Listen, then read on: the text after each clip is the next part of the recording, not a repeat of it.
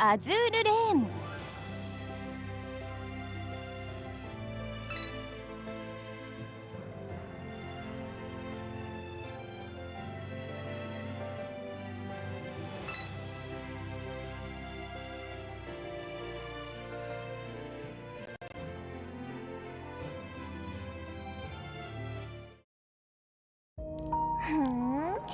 よいカリム、そろそろ装備箱でもいかが。いいセンスです。もう少しお買い上げになってもいいセンスです。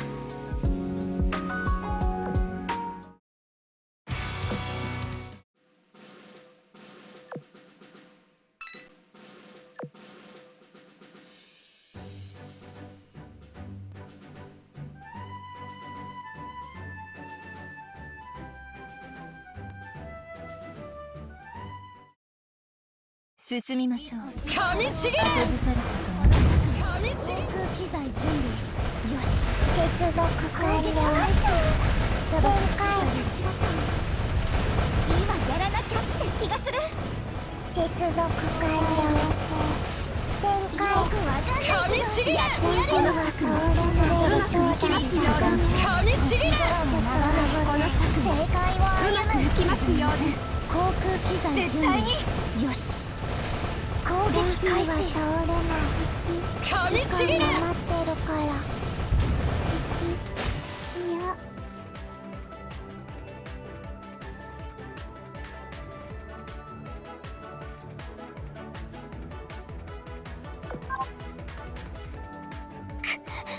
これはアルザスのせいじゃ。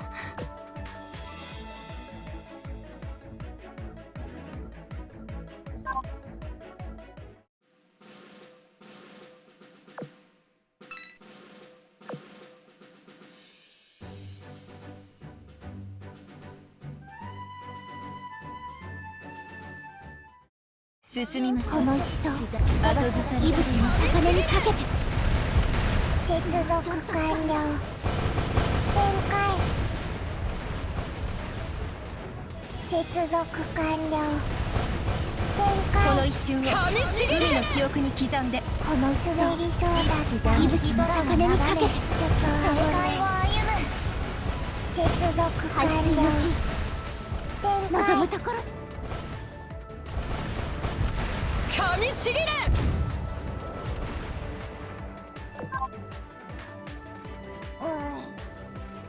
こぼれちゃった。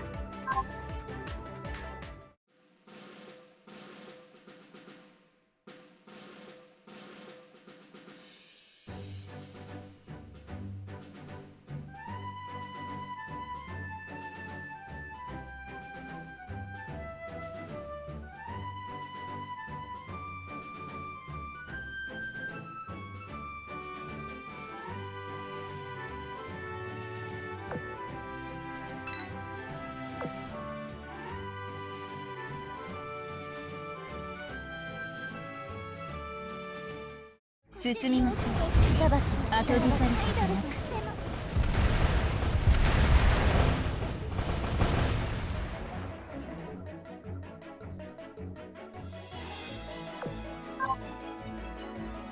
夏の装いでも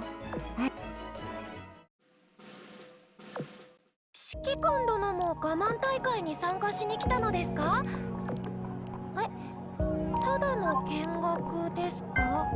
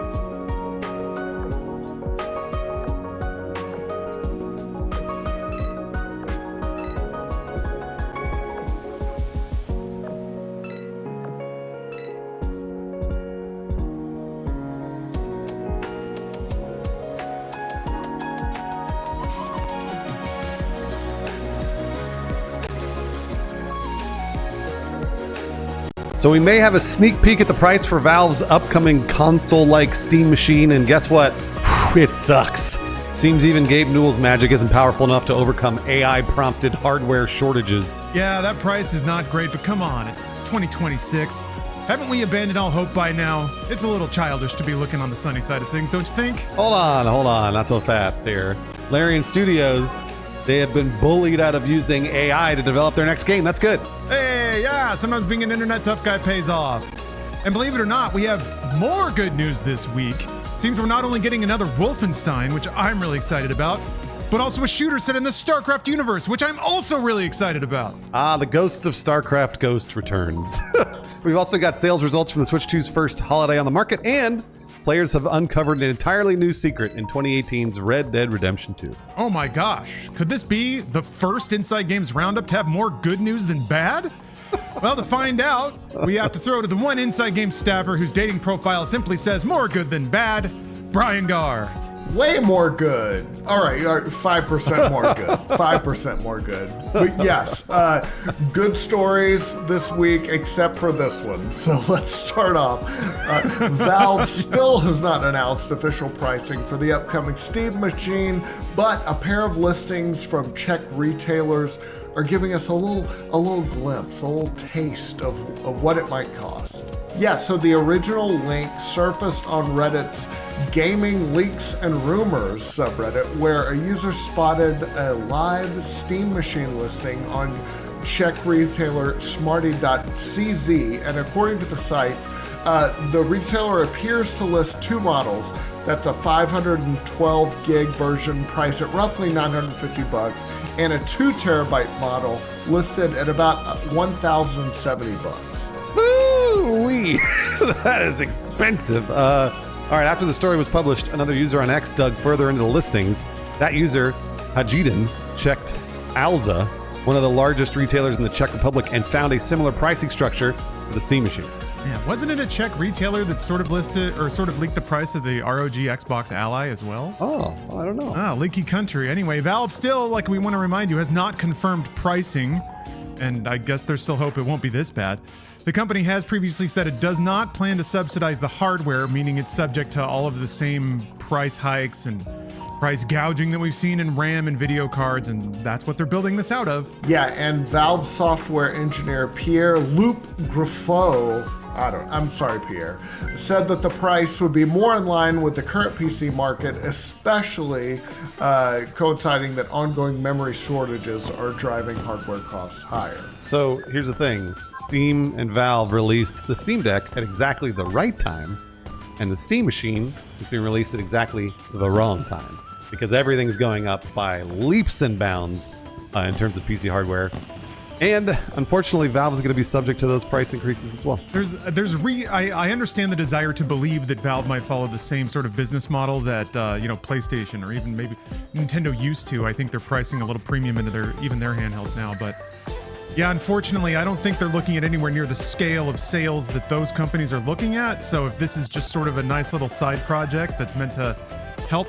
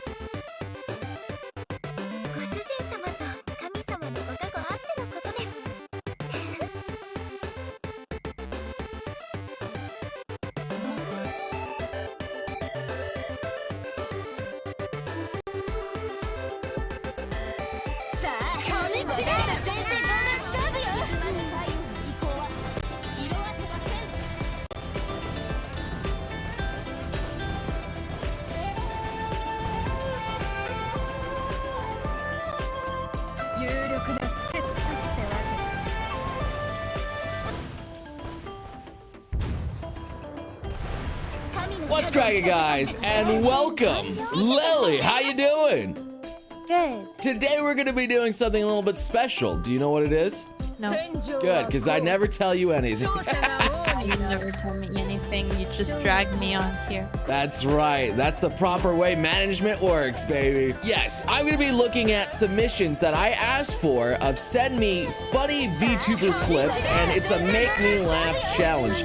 It's not a very high bar to go off. I'm gonna be honest with you. I laugh at a lot of things. And I just want to meet new faces and new VTubers, so what better way to do it than a VTuber herself right next to me? So, let's just see how this goes, yes? Yes. So first off, this is Rasha, and I don't... Is that... Wait, what is he doing? Is he actually doing something to me? He always draws the Ashley Noble comics. Oh, wait, is that tic-tac-toe on my head? What was that? Did he do that before? Oh, no. He's doing it for the second time. Let's go. And Angry's in there, too. This is not consensual.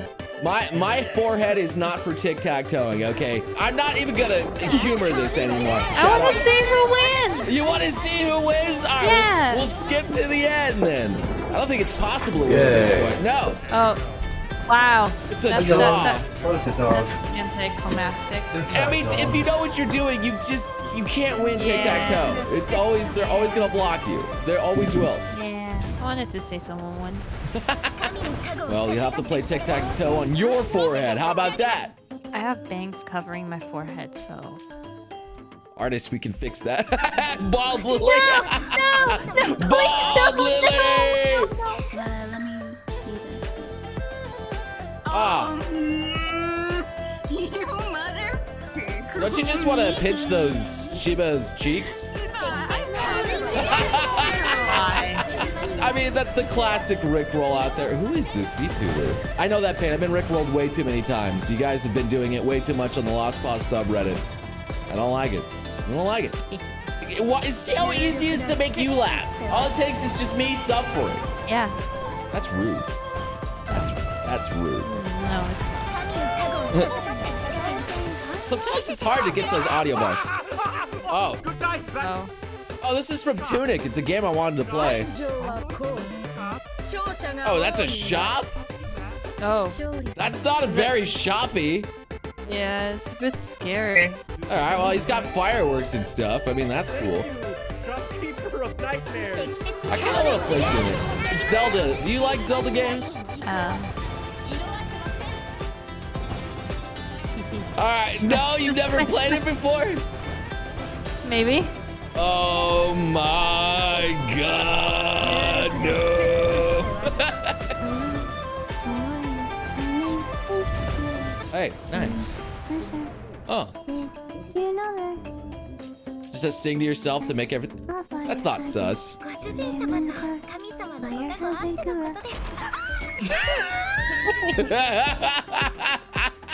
I love watching horror clips of people getting scared, but I hate horror games. Yeah, it's funny seeing them get scared. But Yeah, I don't want anything to do with that. I'll never play a horror game. Heck no, hate that. No sir. Damn. Just goes away.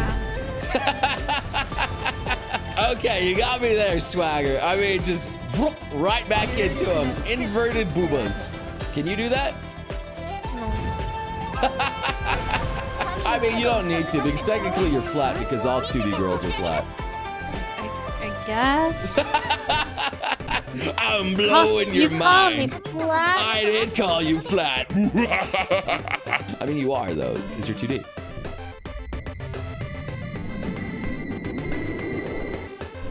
Fine. Oh, God, this is the classic one.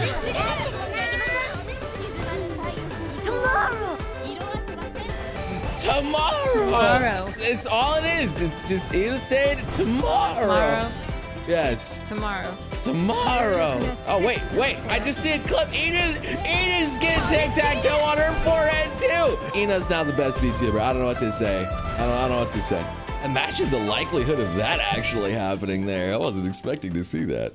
Lily, I'm going to introduce you to another Lily. Shy Lily. You quite literally get no floor. You have to pay for a floor? However, It makes the farts stink. What? Such a nice smell. Oh, because of the... Okay, I guess if everything smells nice, your steak's gonna be... It smells horrendous because Yeah. the conscience. Well, I mean, like, it only stinks if you got something shoved up there. I guess that's one way to get introduced to Lily there, talking about farts. You love farts, don't you? You love them, right? Especially that one time where I rumbled the entire bed and it's... I have a very sensitive nose. I can smell better than you. Yeah, you're pretty smelly. Oh, okay. You know, you're pretty smelly too. When's the No. last time you had a bath?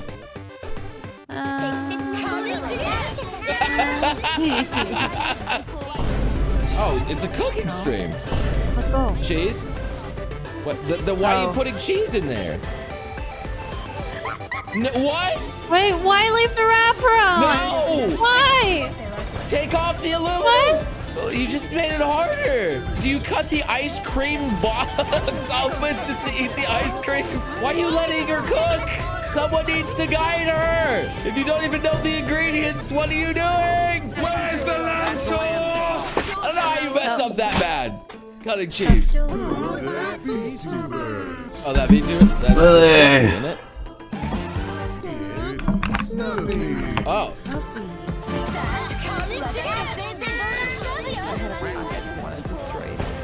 What? What? What? What? Huh? What? Stuffy? What? Excuse? That was some very dominant Pokemon smashing out there. 神の加護を授かった力見せて差し上げます。ご主人様と神様のご加護あってのことです。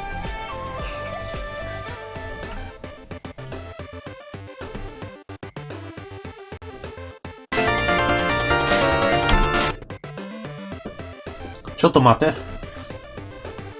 I believe I messed up somewhere.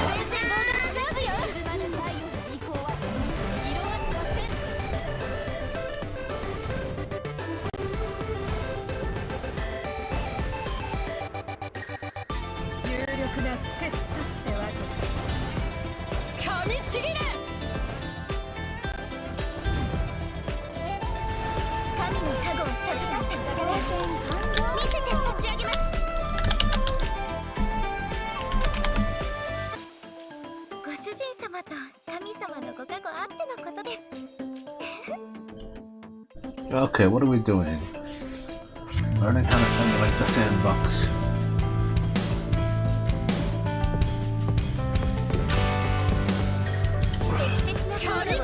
The NEC Corporation has been around for about 170 Metroid. years, and in the mid-80s to the late 90s, dominated a lot of the Japanese personal computer market. Today's tutorial is specifically taking a look at the PC-8 9800, which is a lineup of Japanese 16-bit and 32-bit computers manufactured by NEC from about 1982 to about 2000. The platform established NEC's dominance in the Japanese personal computer market, and by 1999, more than 18 million PC-98 units had been sold. Several of them are IBM compatible, some are using a proprietary operating system, but all play some amazingly fun games. Hi, my name is Brad, and today on Unbroken Software Studio Tutorials, I'm going to show you how to get the PC-9800 series of Japanese computers emulated and running through Launchbox. Big forewarning, this episode is going to be very confusing, so I'm going to head up this episode by saying if you have any questions about anything in this tutorial, please ask your question below. It's very confusing. I'm not even 100% on everything, but I know It's taking how way to too get long. the game 68,000 and the Fujitsu FM 9801. This one is in Spanish.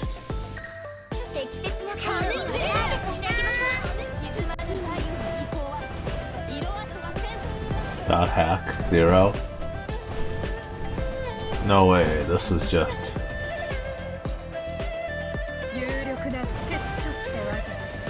New game project.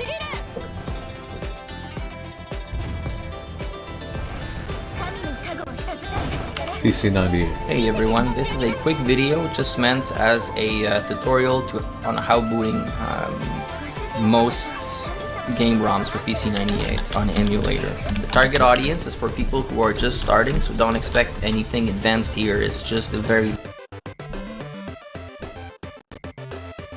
Was this a super long one we were just watching?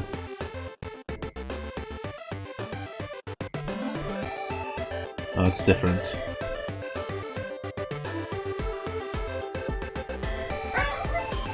Hello everyone, so in today's video I'm going to show you how to run the NEC PC98 Oh, I won. computer emulator on RetroArch. So let's begin. Next. First thing you'll need is the BIOS for NEC PC98, and it's on this website here. I'll leave it in the video descriptions below. Just you. I only need you. You'll need these 4 files. You'll need maybe the BIOS ROM. You need the font ROM. That's this it. is for letters and stuff. ITF ROM. Spaghetti. And the sound Spaghetti ROM. submarine. All 4 of these. Yeah, I got them all here, and you do have to create a directory called np2kai in your system directory or your BIOS. RetroArch right now. I'm going to create a folder called np2kai right there. And I'm going to put my BIOS files in there, just like that. It has to be in the BIOS folder.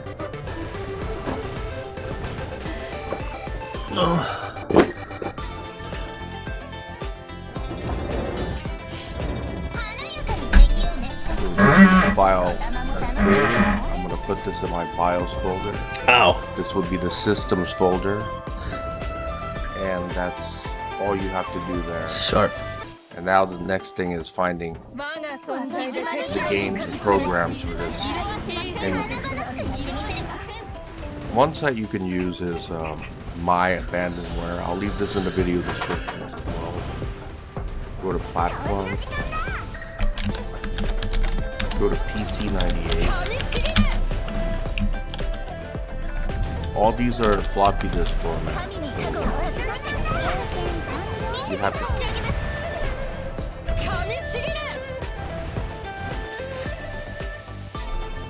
Yeah.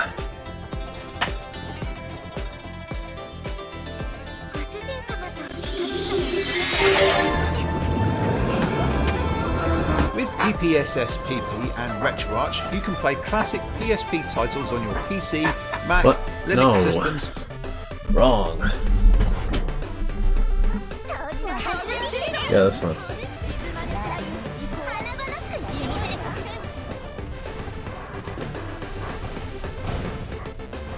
In this video I will show you how to play PSP games on Android with RetroArch emulator. RetroArch is a free to download app on Play Store, so first of all, download it only from Play Store. Now open the app and click on Load Core. Now click on Download a Core and scroll up to find Sony PlayStation Portable Core.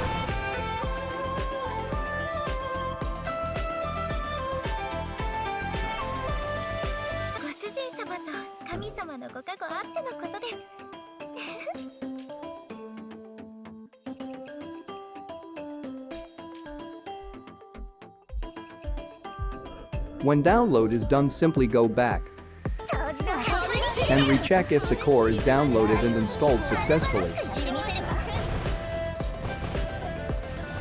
Wow. Now click on Load Content and go to the folder where you have your ISO files.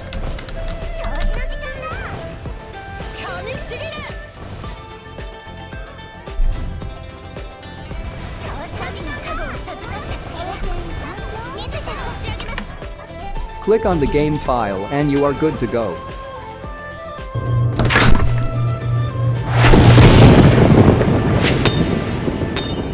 Graphics looks bad compared to PPSSPP, but I believe there are options to fix this. We will talk about it later in another video. For this video, this is all I got. Don't forget to like and subscribe for more PSP related videos.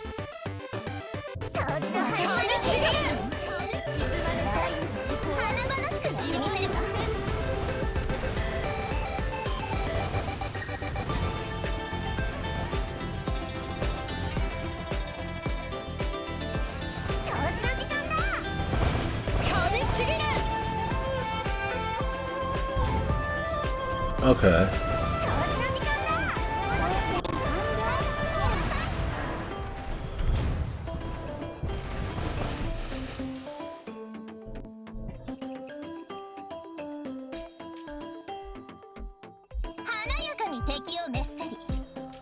In this video, I'm going to show you how to set up RetroArch for Android. The phone I am using is a Samsung Galaxy S22 Plus, and the controller I will be pairing it with is the GameSir X2 Pro Type-C controller. Alright guys, the first thing we're going to do is open the Google Play Store. Let's go up to the search bar and type in RetroArch. You're gonna see Plus and you're gonna see the standard RetroArch. We're gonna download the standard RetroArch. Go ahead and click install. Okay. Once the download is finished, go ahead and click on play. You need to grant access to read external storage. Click OK. Allow RetroArch to access photos, media, and files on your device. Allow. And you want to hit allow, that way RetroArch can locate your ROMs when you're ready to load in your games. Now what you want to do is hit load core and then download a core.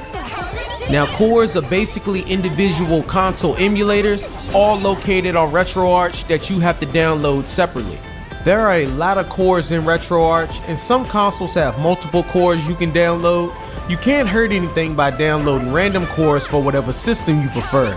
Just play around with them because some cores may work better than others with your phone.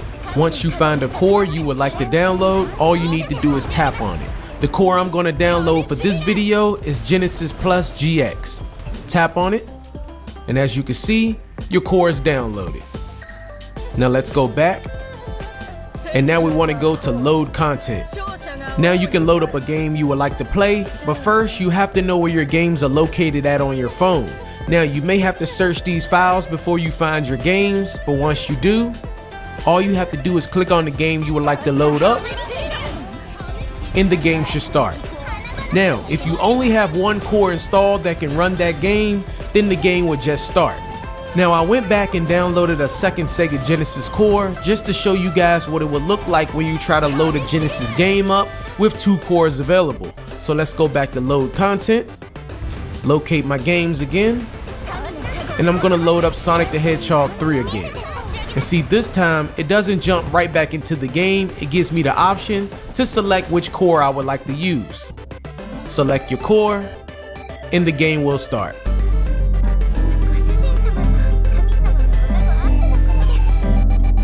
Now if you would like to add all of your games into RetroArch at one time, I'm going to show you how to do that. Let's come down to the bottom and click on the three little dots, and then click on import content. Scan directory, locate where your games are, and then you want to select scan this directory. Now let's go back.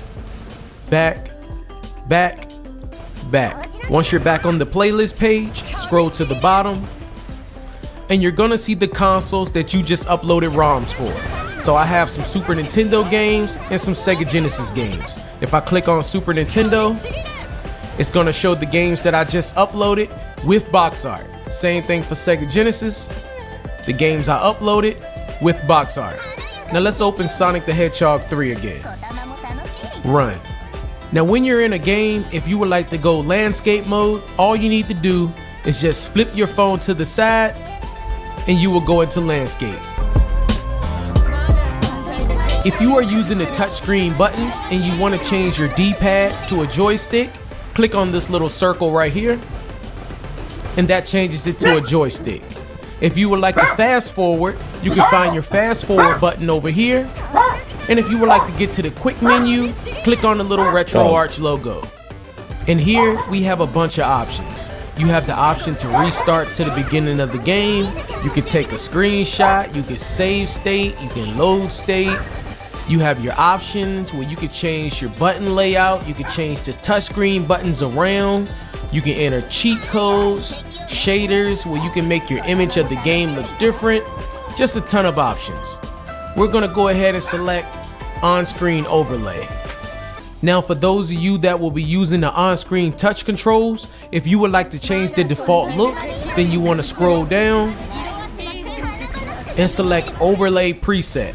Then go up to parent directory and scroll down and look for whatever console you are playing right now, which in our case is Genesis. So we're gonna click on Genesis and then we're gonna select Genesis overlay. Now if we go back to the game, as you can see, we have a new button layout. It's the classic Genesis controller.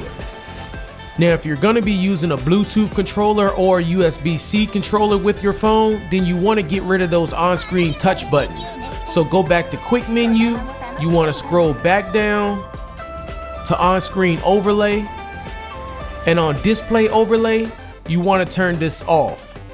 This will get rid of those on-screen touch buttons. Now the great thing about RetroArch is that most of the cores will automatically lay your buttons out for you, so you don't even have to set your controller up. It's just plug and play basically. Now if you somehow download one of those cores that your controller doesn't work for, let me show you how to map your buttons out. Let's go back, and you want to find controls in the quick menu. Right here, controls, and then you want to go to port 1 controls, and from here you can map your buttons out.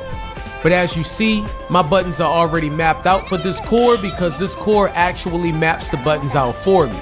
But if it didn't, this is where you guys can come and map your own buttons out.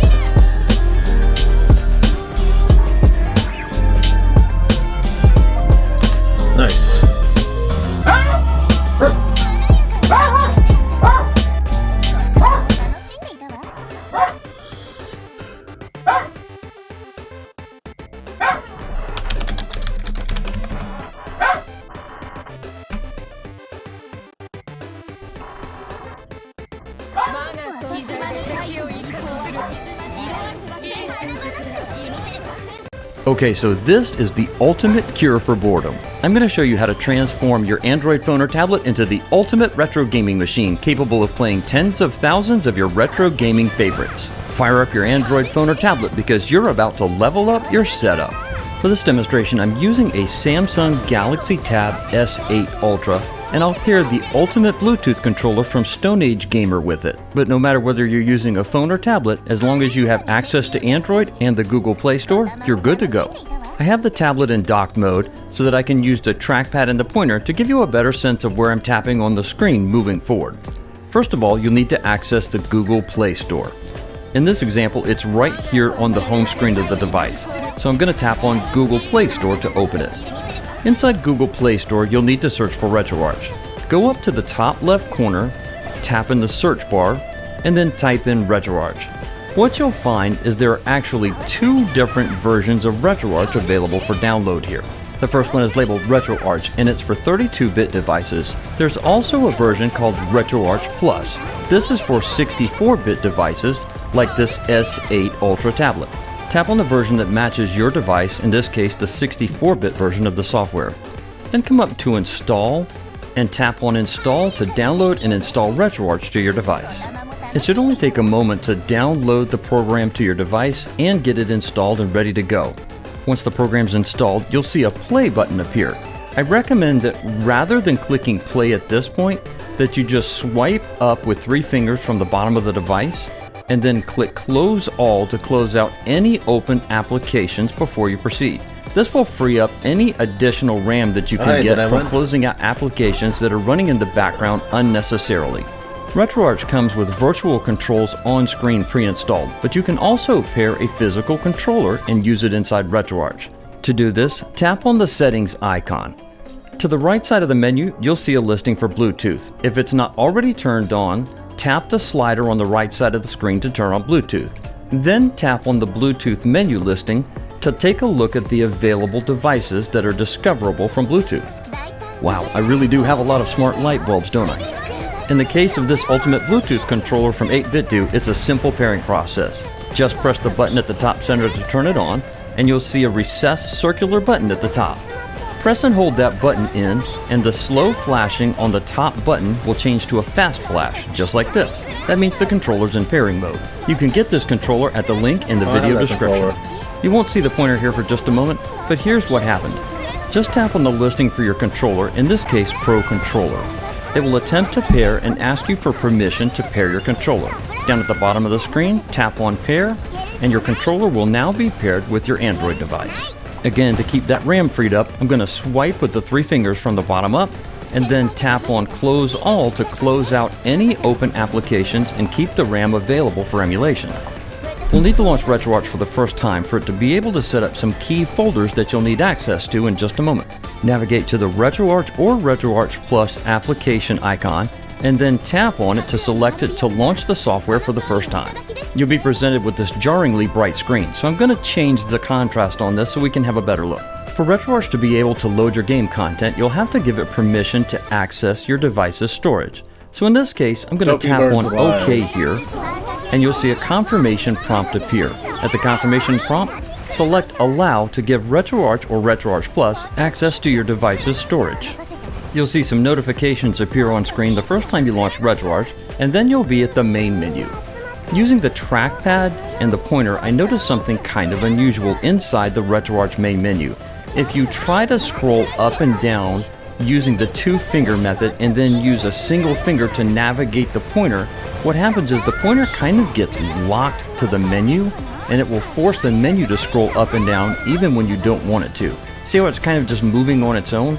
So at this point, I'm kind of going to have to abandon the pointer inside the RetroArch menu and just use touch. But what I'll do is I'll tell you every single time that I'm going to touch something inside the menu, just to make things a little easier to follow along with. First up, let's download some key online updates required for RetroArch. From the main menu, locate the listing here that says Online Updater and tap on it. You'll need to download the cores or emulators that match the content you plan to use, but we'll take a look at that in just a moment. First up, select the listing that says Update Core Info files by tapping on it. It takes just a moment to download and extract them.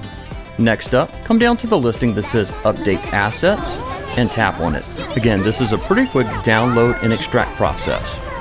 Next on the list, come down to the listing for Update Controller Profiles and tap on it to select it. This is another one that zings by in the blink of an eye. Okay, maybe not that fast, but pretty fast. Optionally, you can come down to the listing for Update Cheats and tap on it to select it.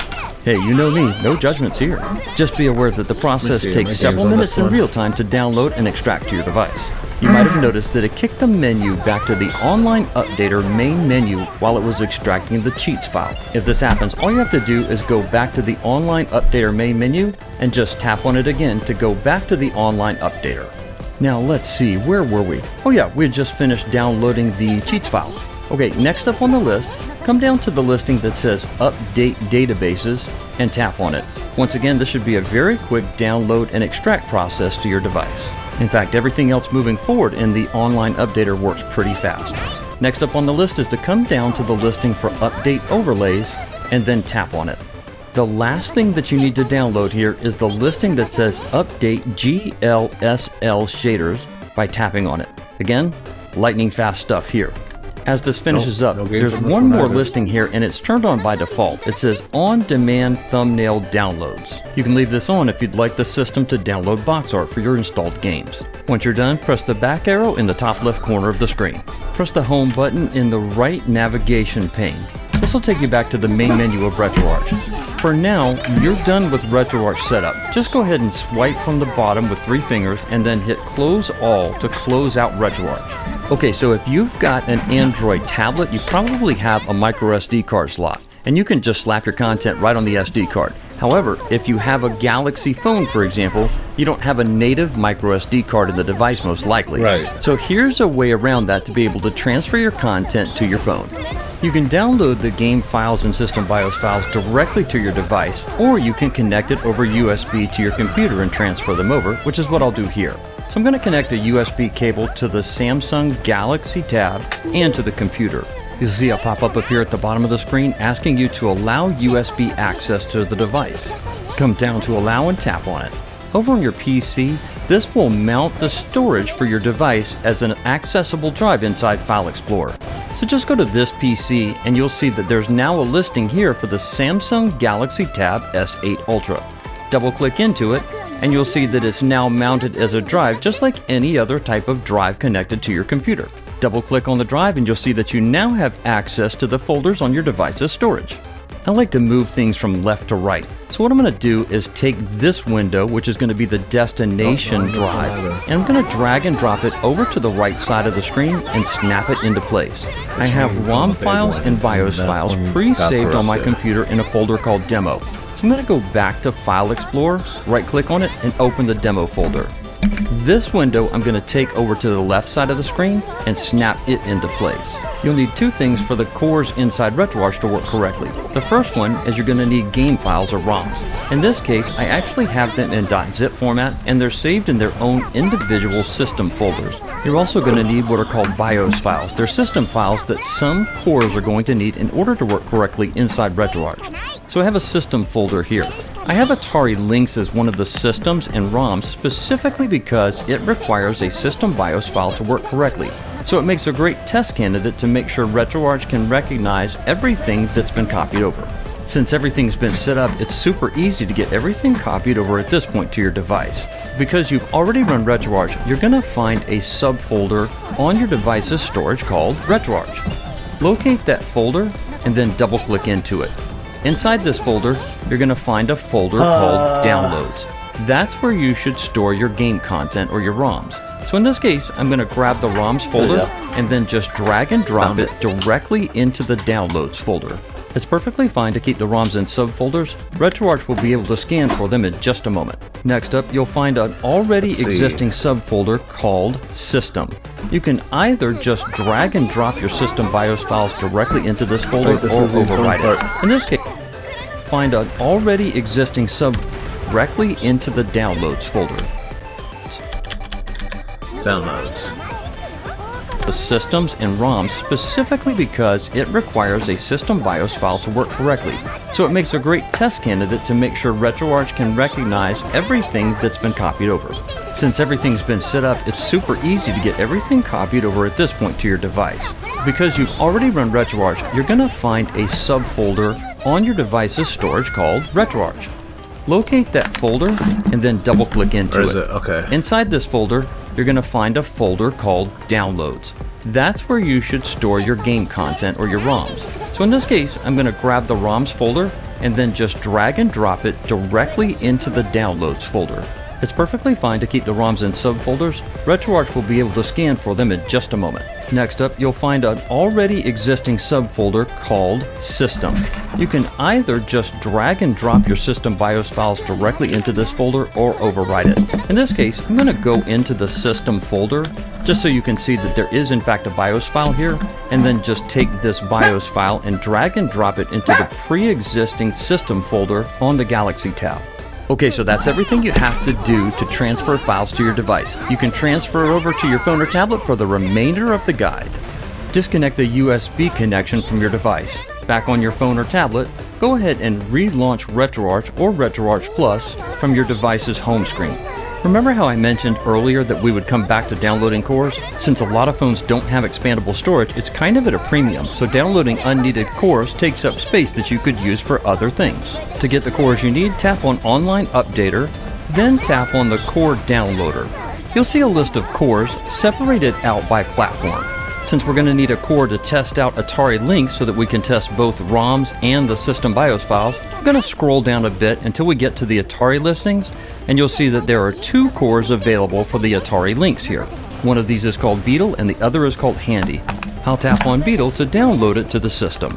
You'll see a confirmation message appear at the bottom of the screen indicating that the core is being installed.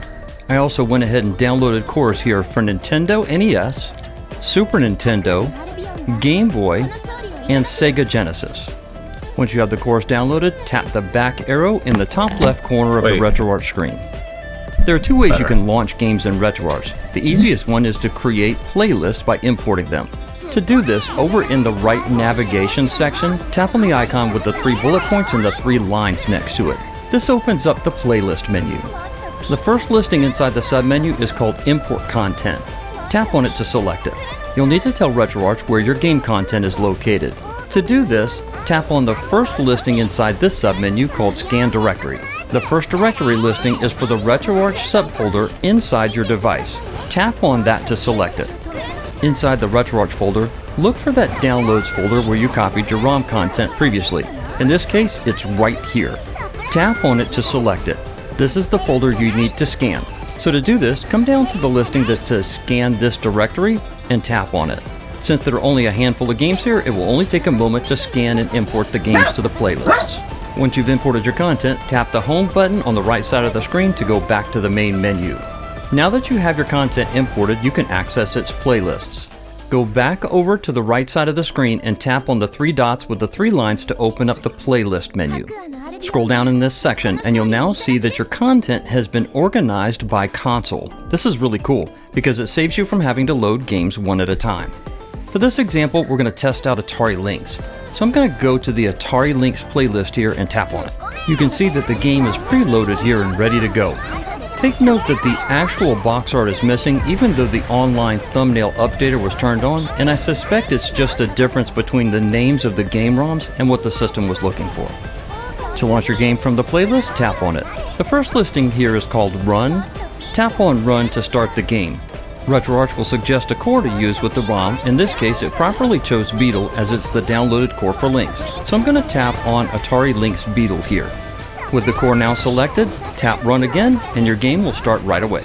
2 things to take note of here. First of all, the virtual controls are automatically turned on by default and shown on screen.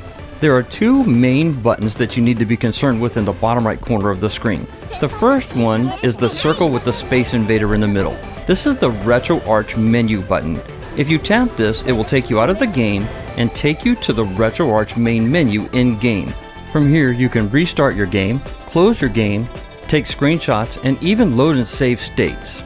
Also, if you have a physical controller paired with your device, you can close out the virtual controls by tapping the down arrow in the bottom right corner of the screen. So what about if your game doesn't show up in the imported games playlist? For example, like my homebrew title Raven's Core. It runs on the Game Boy emulators, but it doesn't show up in the import section because it's a homebrew title. From the main menu, select Load Content. You'll be asked to choose the location where your content is saved on your device. This is why we put the ROM files in a folder called Downloads. If you look right here, there's a folder called Downloads, and it's super easy to get your content from here. Just tap on Downloads. You'll be taken to the folder that has your game content. Remember, in this case, it's under a subfolder called ROMs. So I'm going to tap on ROMs here. I'm looking for a Game Boy game, so I'll come down to Game Boy and tap on it. And there's the game Raven's Core. To load the game, come down to it and tap on it. There's an extra step here to either browse the zip archive or just load the archive. Come down to Load Archive and tap on it. Also, just in case you're prompted, remember to select a core that matches the game system type of game that you have loaded. By the way, you can download your free copy of this game from my website at the link in the video description. Playing these games through RetroArch is an amazing way to enjoy your retro gaming favorites, but there's also another way you can go about this. You can play the games natively from your device's browser. This video shown on screen and linked in the description and pinned comment will show you how it's done. I'll see you over there.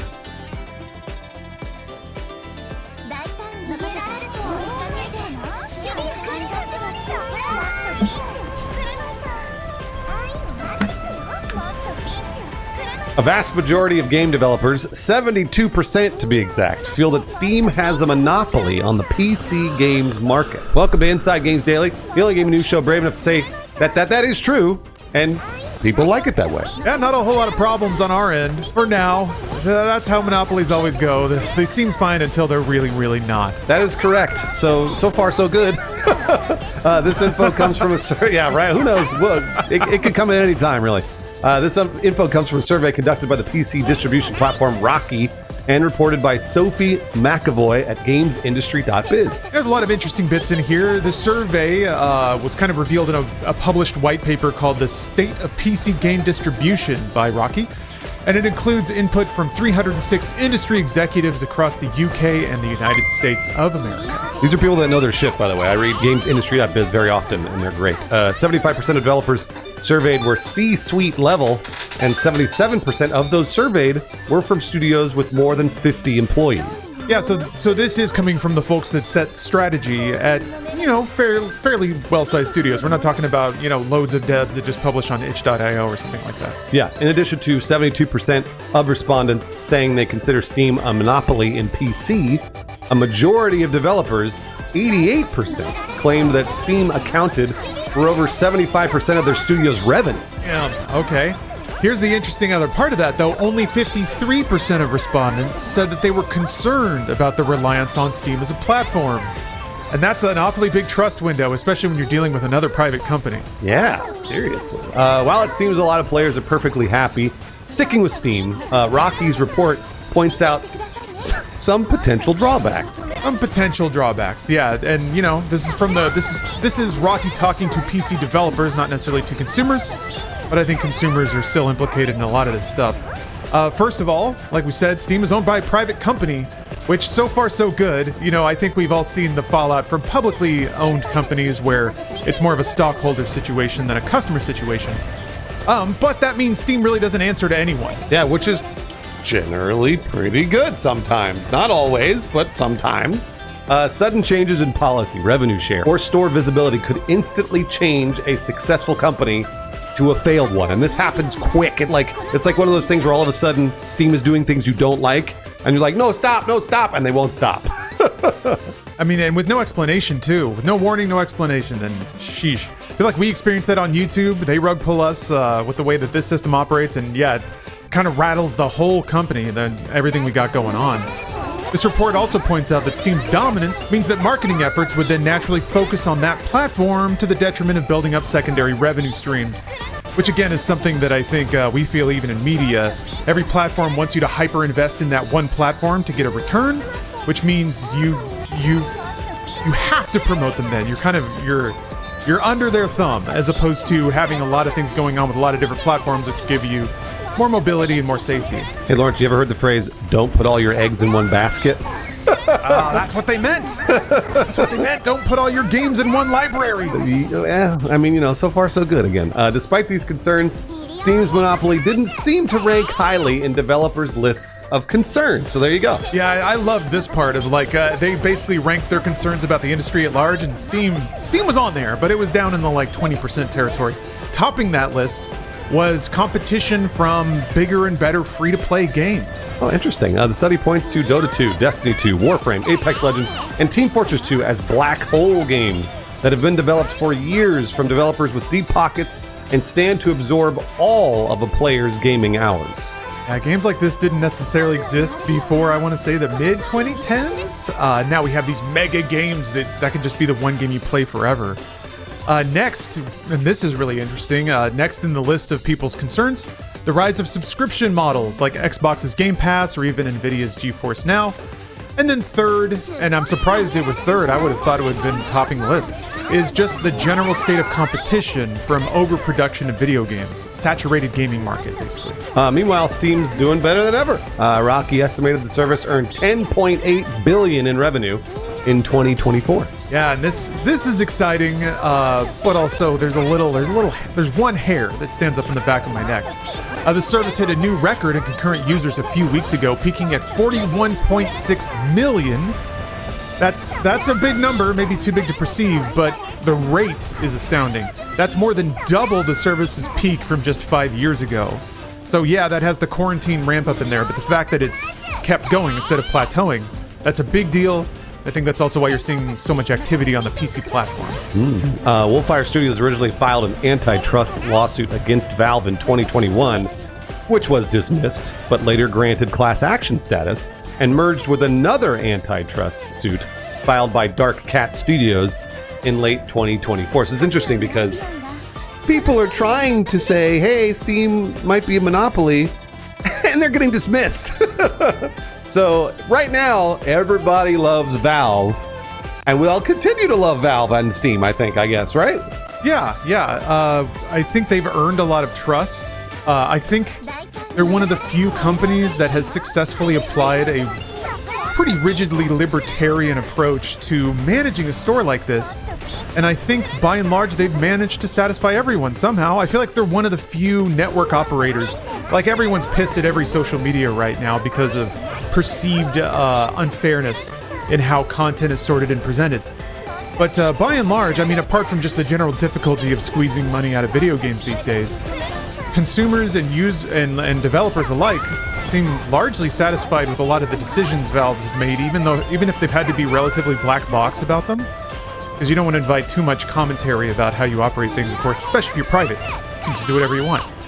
So yeah, it's an interesting dynamic, and one that is, I think, I have enormous amounts of respect for Valve's stewardship of Steam. Specifically, and this is where Monopoly gets bad, is when you start to use your dominance to suppress competition. And as far as I know, I don't know what Gaben gets up to in his knife room or on his yacht. Maybe he's dangling people by their ankles above hungry sharks. But as far as I can tell, they just continue to operate their business in a way that attracts users and attracts business partners, and they keep winning because of it, which is it's the free market in its best possible circumstance. And it's not really a monopoly because they have had competition. It's just they've beaten out their competition. So that's pretty remarkable, that combination of all of those things. But the one hair, it's like, there's nothing lasts forever. Gaben, as much as we love him, unless he can transfer his consciousness into a VR headset or something, we're gonna lose him at some point, which means your Steam library could just get sold to the highest bidder at auction. Who knows? Who knows what happens? But you, unfortunately, still don't hold the keys to Steam.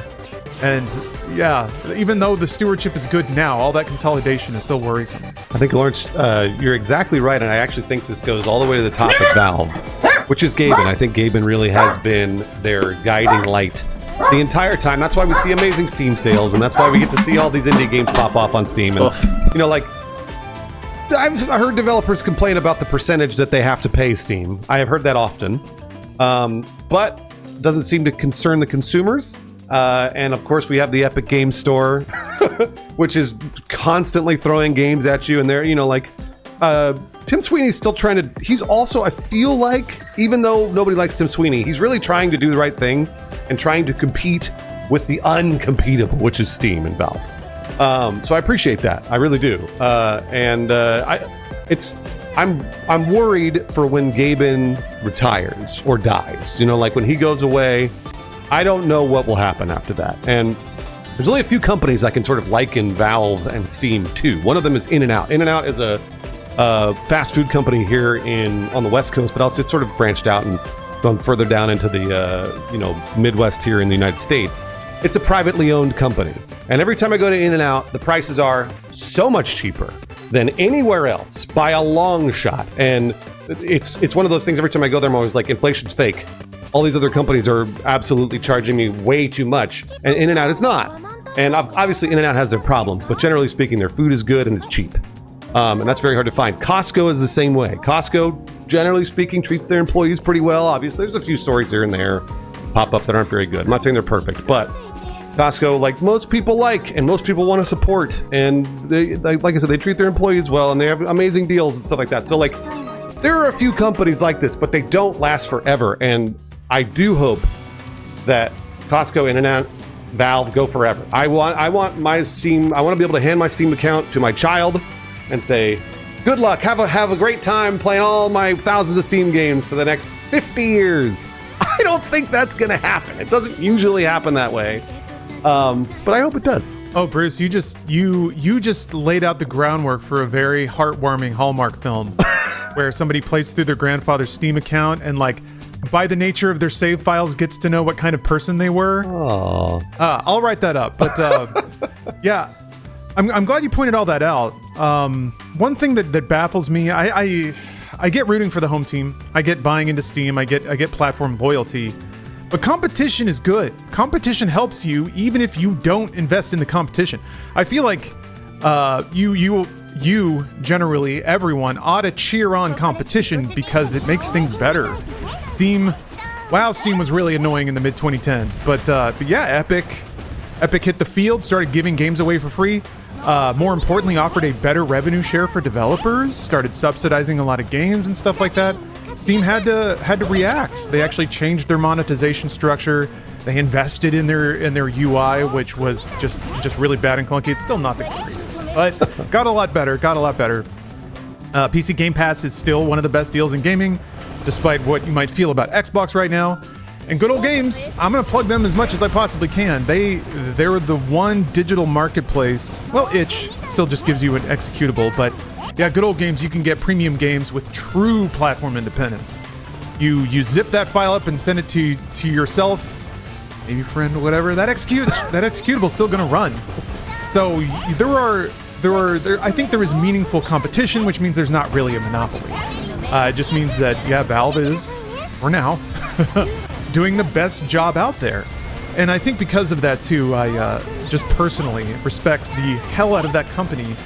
I mean, I was bitter for a while because they just wouldn't make another Half-Life, those bastards. But at this point, Steam and Valve's efforts to curate Steam to be the marketplace that it is and the moneymaker that it is has pretty much been the one thing driving the PC's vibrance.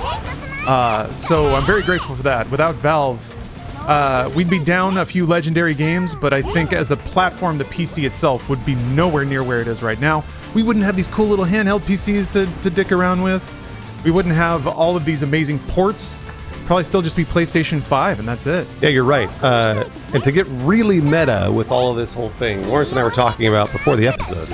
Whenever we talk about Valve and report on things like Valve, gambling mechanics and like how the Counter-Strike market crashed and stuff like that because Valve changed stuff. There's some bad stuff going on Valve or in Valve and on Steam, and again, like they sort of say like a hands-off approach and whatever happens.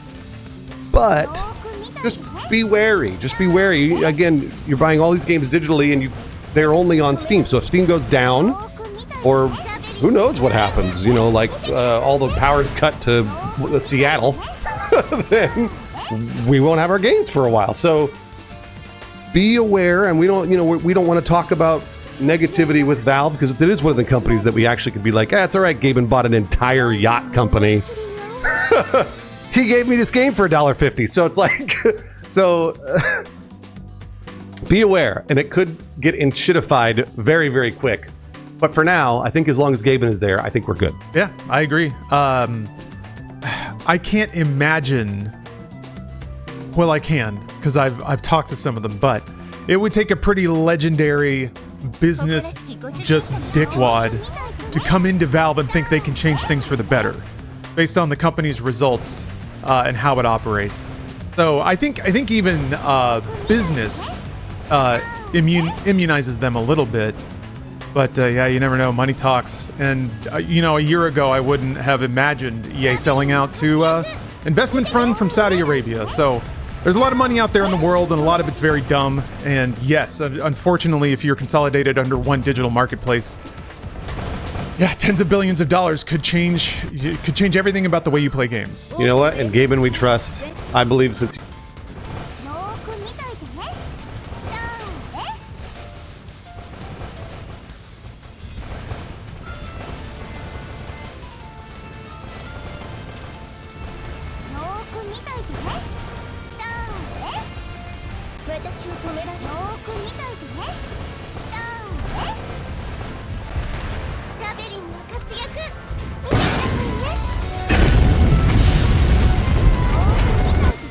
I just feel nostalgia, bro.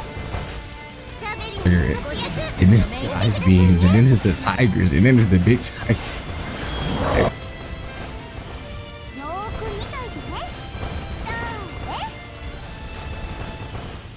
私を止められる。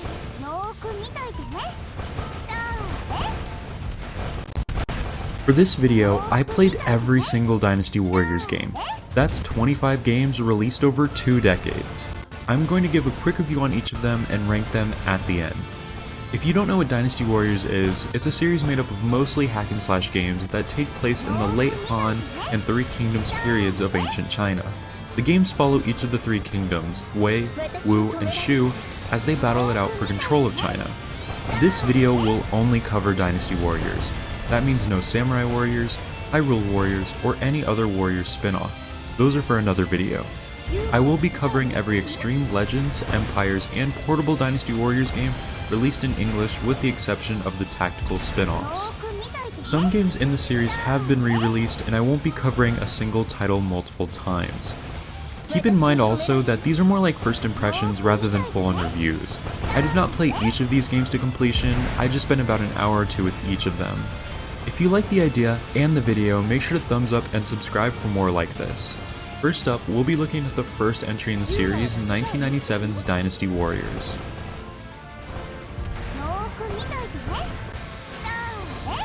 The original Dynasty Warriors is the only game in the series that isn't some kind of hack and slash, instead being a fighting game. I'll start by saying that I don't really like fighting games, nor am I really any good at them. Despite that, I'm still going to try to give Dynasty Warriors 1, as I call it, a fair chance. Dynasty Warriors had a decent amount of different game modes, although in the end it is a fighting game, so they're all pretty similar. In the options, you do get a cool showcase of each character, and a tiny bit of backstory for them, and you can also configure button layouts, which is a nice feature. On the gameplay itself, it wasn't anything special to me, but take that with a grain of salt because I was basically button mashing the whole time. From what I can tell, this game has absolutely no story. I got up to the 5th battle in the single player mode, and there was no cutscene, and no text explaining anything. Lu Xun was the first character I attempted single player with, and it went okay until I ran into Xiahou Dun, who was practically unbeatable in my 3rd battle. I moved on to a team game mode, where I discovered Guan Yu was very powerful. I tried out single player once more and got to the 5th battle this time where I fell to Xu Zhu. With both Lu Xun and Guan Yu, I found a couple moves that turned out to be pretty powerful that I ended up spamming. Guan Yu's flying attack was particularly useful when I could pull it off. It may seem like I use it a ton in the gameplay I'm showing, but I actually was only able to get that attack to trigger about half the time I tried to do it. The best thing about this game was definitely the music. It's much different than the music in the series nowadays. It's techno, incredibly 90s, and just all around amazing. Overall, the game was decent to someone who doesn't enjoy fighting games. I'll probably never play it again, but the half hour or so I spent with it wasn't terrible. One other thing I want to mention, keep an eye on how many moves from this game you see kept or brought back in later games. It's a nice touch.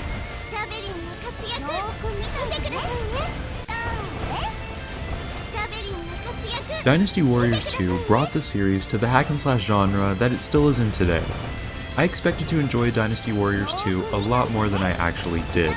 The game very much established the Warriors feel that all Warriors games have today, but there are definitely some things that ruin the experience for me. My biggest problem was that progression in a battle was so slow. One of the unique aspects of the very early Dynasty Warriors games is the strength and aggressiveness of the peons. In this game, I felt like the peons had way more health than they should have. The mid to high level peons could tank an entire Musou attack without dying. For comparison, a Musou attack is almost enough to take down an officer in the later Warriors games. In this game as well, peons are so aggressive and deadly that you can't simply ignore them and go straight for an officer. You really do have to defeat most of them.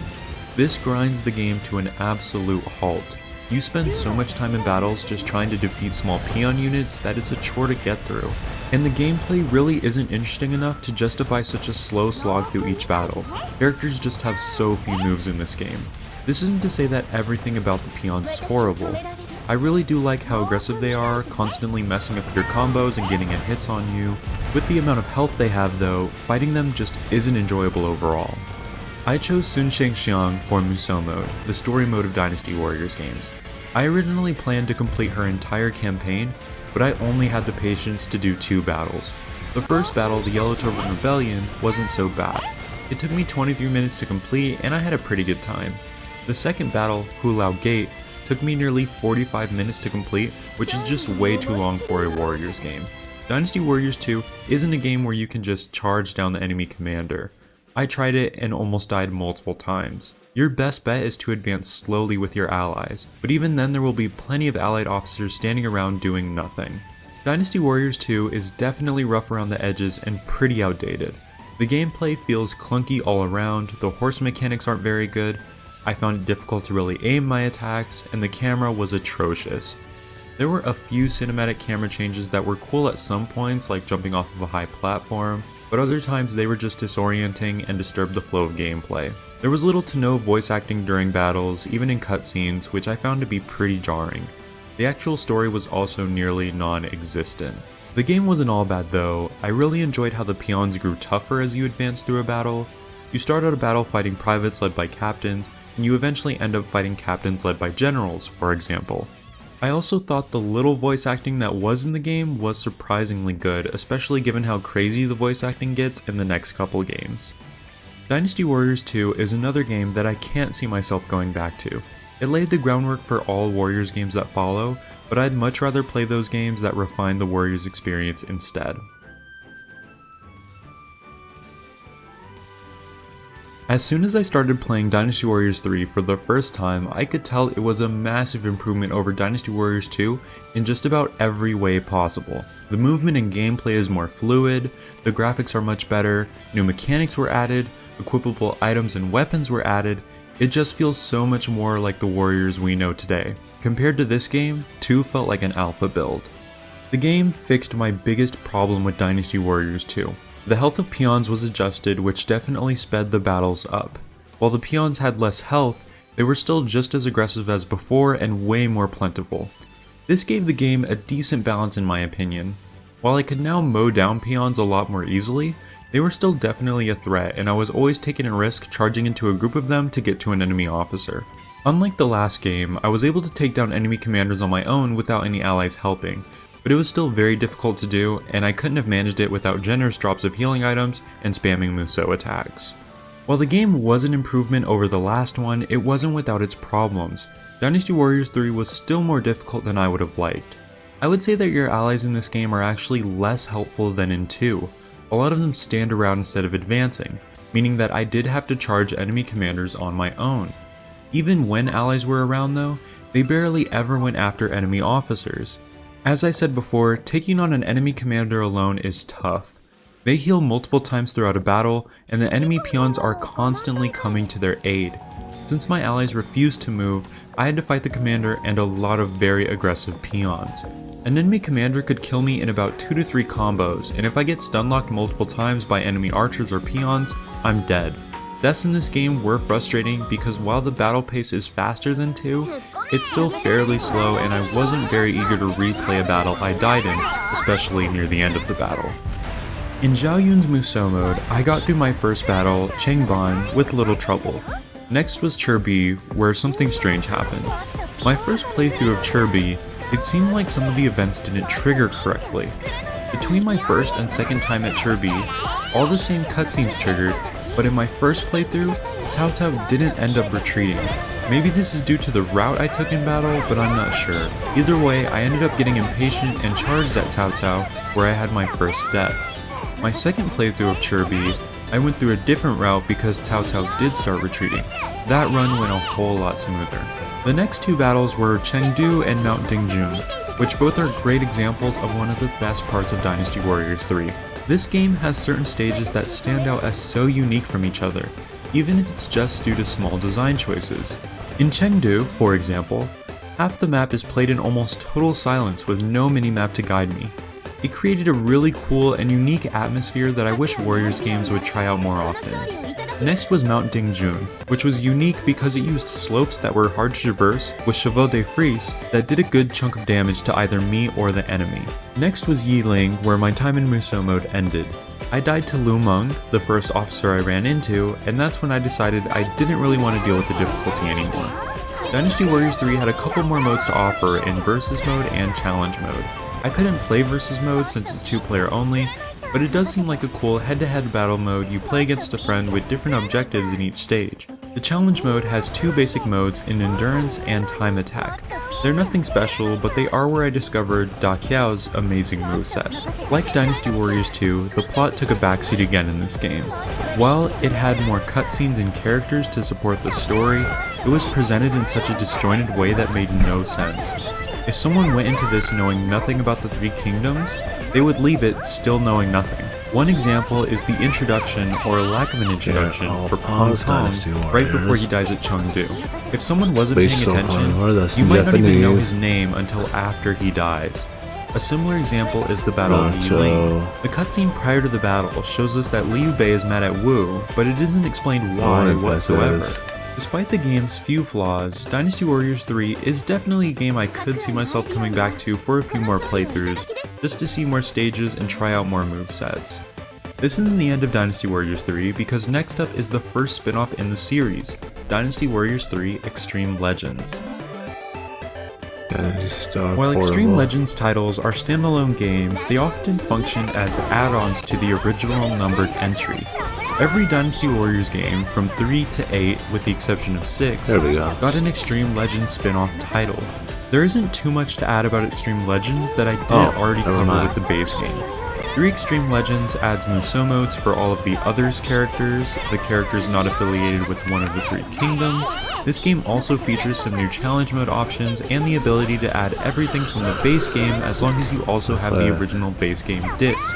As Lu Bu was the cover character for this game, I decided to try out his Musou mode.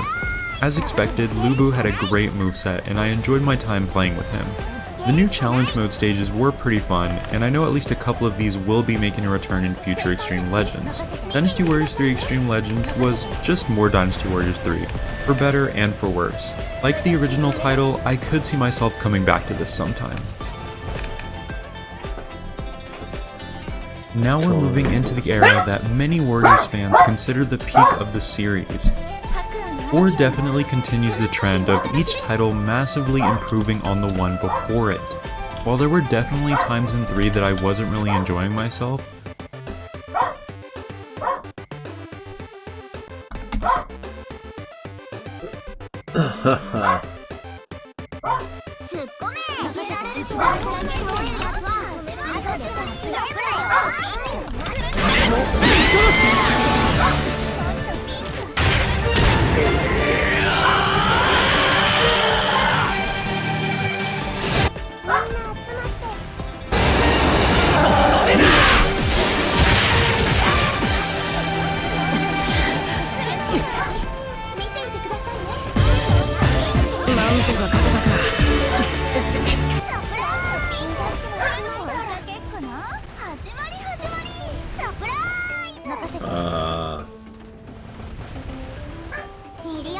yeah, this one.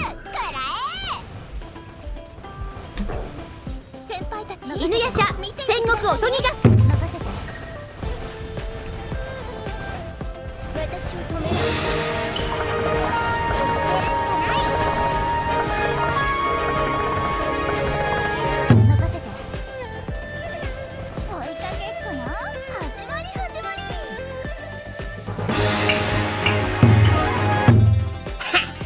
犬夜叉様に任せろってんだ。勝利をいただきです。俺は犬夜叉。50年前秘境に封印されちまったが、ひょんなことから戦国時代に現れたカゴメによってその封印が解けちまった。しかもカゴメの体の中からは四魂の玉が出てきやがった。俺はその四魂の玉を使って完全な妖怪になるつもりだったんだ。さまざまな妖怪の妖力を高めようとその玉を狙いやがって戦いの中砕け散ってしまった。それからは各地に散った四魂のかけらを追ってカゴメとの旅が始まった。旅の途中卑怯な手口でいろんな罠を仕掛けて四魂のかけらを狙ういけすかねえ野郎奈落が現れた。けど俺たちにも七宝、弥勒、サンゴとどんどんと仲間も増えた。俺はいつか必ず奈落を追い詰めて絶対倒してやる。俺たちの旅はこれからもまだまだ続くぜ。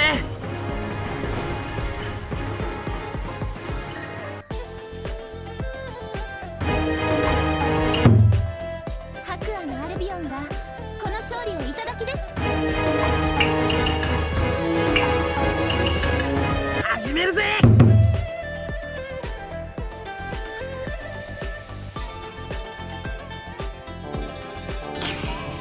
お主が探しておるのはこいつかな。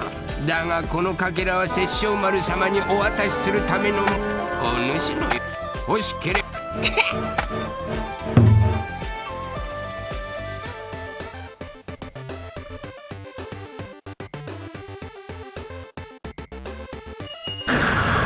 いざいざ始め。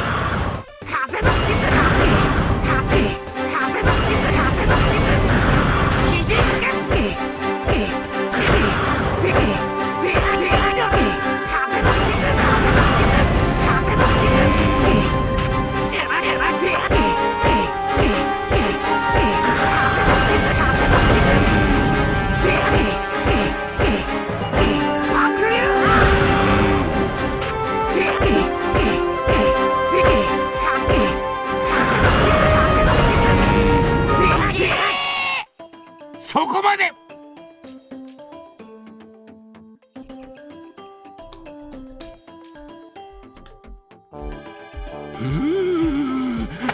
殺生丸様に一体何と申しはざまみやがった。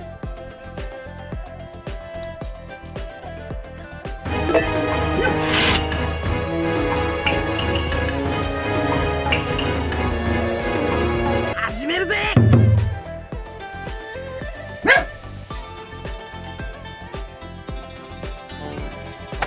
こっちへ来る。面白い。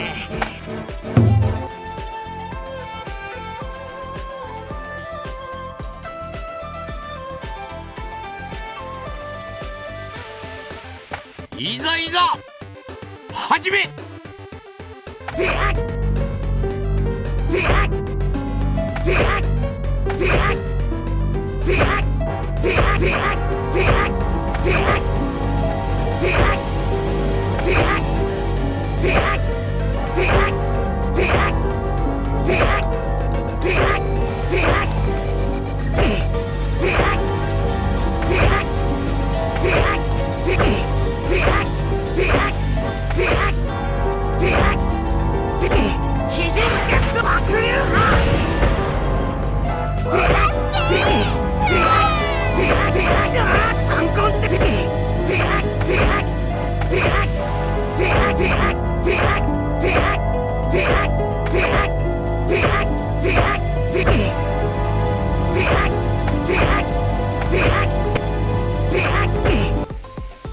そこまで。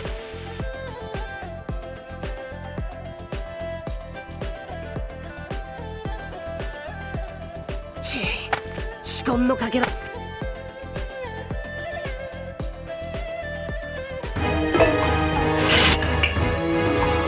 始めるぜ。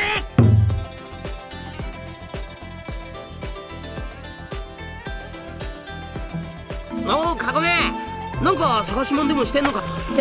何かってあんたね、あんたを探してたの。だいたい私が。なんだと。そういうこと言うの。面白い。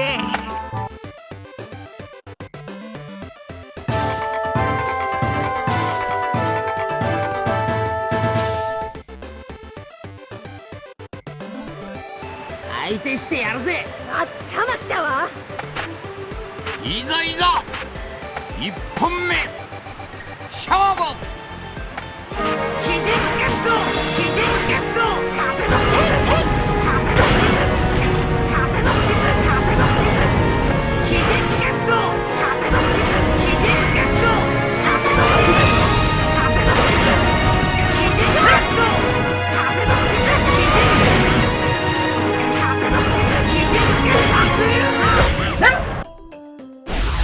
こいつでとどめだ。決着。勝者犬夜叉。だから言わんこっちゃねえ。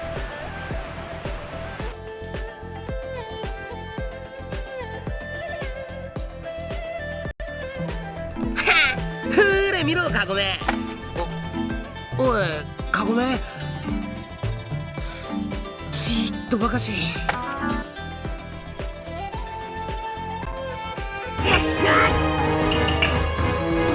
始めるぜ。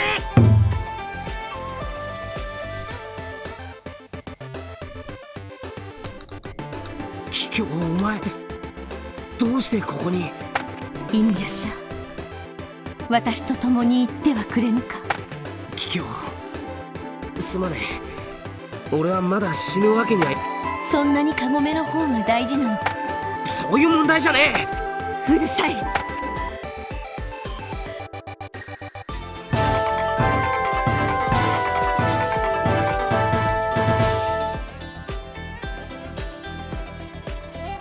行くぜ。あの世へいざなってやろう。いざいざ1本目勝負。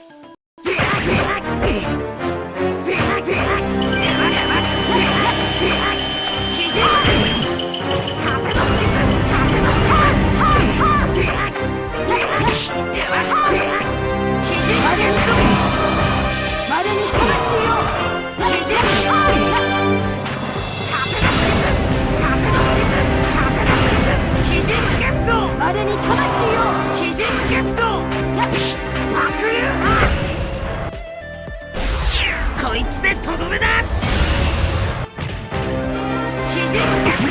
決着。勝者犬夜叉。腕が落ちたんじゃねえか、桔梗。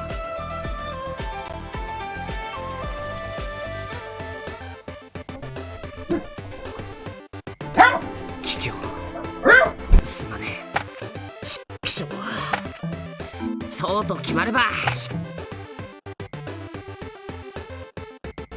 しゃ、始めるぜ。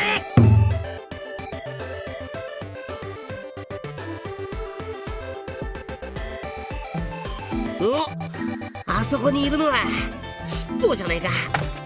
なんじゃ、犬夜叉ではないか。うるせえ。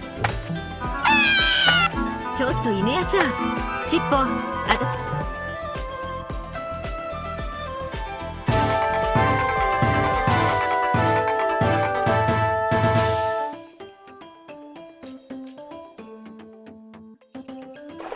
相手してやるぜ。目に物見せてやる。いざいざ1本目勝負。肘ゲット、肘ゲット、肘ゲット、肘ゲット、肘ゲット、肘ゲット、肘ゲット、肘ゲッ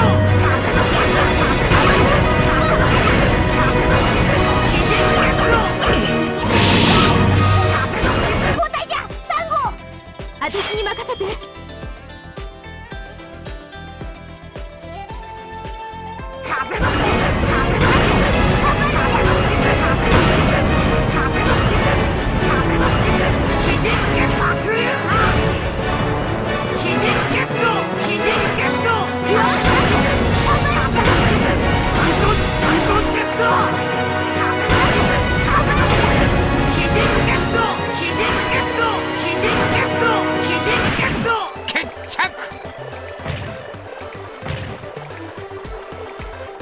勝者犬夜叉。その程度じゃ奈落とは無理だぜ。 Time to go play. What's the game?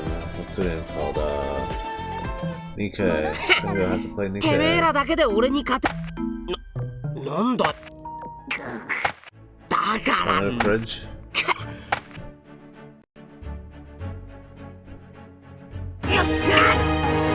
Cancel Steam. 始めるぜ。 Not good, brother. The other day I talked about the relooted devs over on Blue Sky complaining about how gamers on Steam were making fun of their game relooted. Now I also pointed out that people were not just making fun of the game, but also accusing it of being racist because they're saying that it perpetuates racist stereotypes. This is especially noteworthy because the developers and journalists have accused gamers of being racist for criticizing this game, and all of them ignore the accusations of racism that have been leveled at them. Isn't that convenient? But they'll tell you they really care about these issues. No, what's really going on is they try to use buzzwords to devalue the criticism from gamers. But we already all know that, of course. Unfortunately for them, no one cares about what gaming journalists have to say anymore, unless we're using it for content to laugh at. And no one cares about these buzzwords anymore either. So yeah, good luck to them. Corporate activist outlet The Guardian hasn't gotten that memo though, as they just came out with this article on the 16th titled, "This Shouldn't Be Normal. Developers Speak Out About Bigotry on Steam, the World's Biggest PC Gaming Storefront." What a title, huh? Subtext reading, multiple game creators describe ineffective moderation on the platform, resulting in unchecked hatred in forums and targeted campaigns of negative, quote-unquote, anti-woke reviews. Oh no. For years, the gaming storefront Steam has let abuse and bigotry pass through its moderation.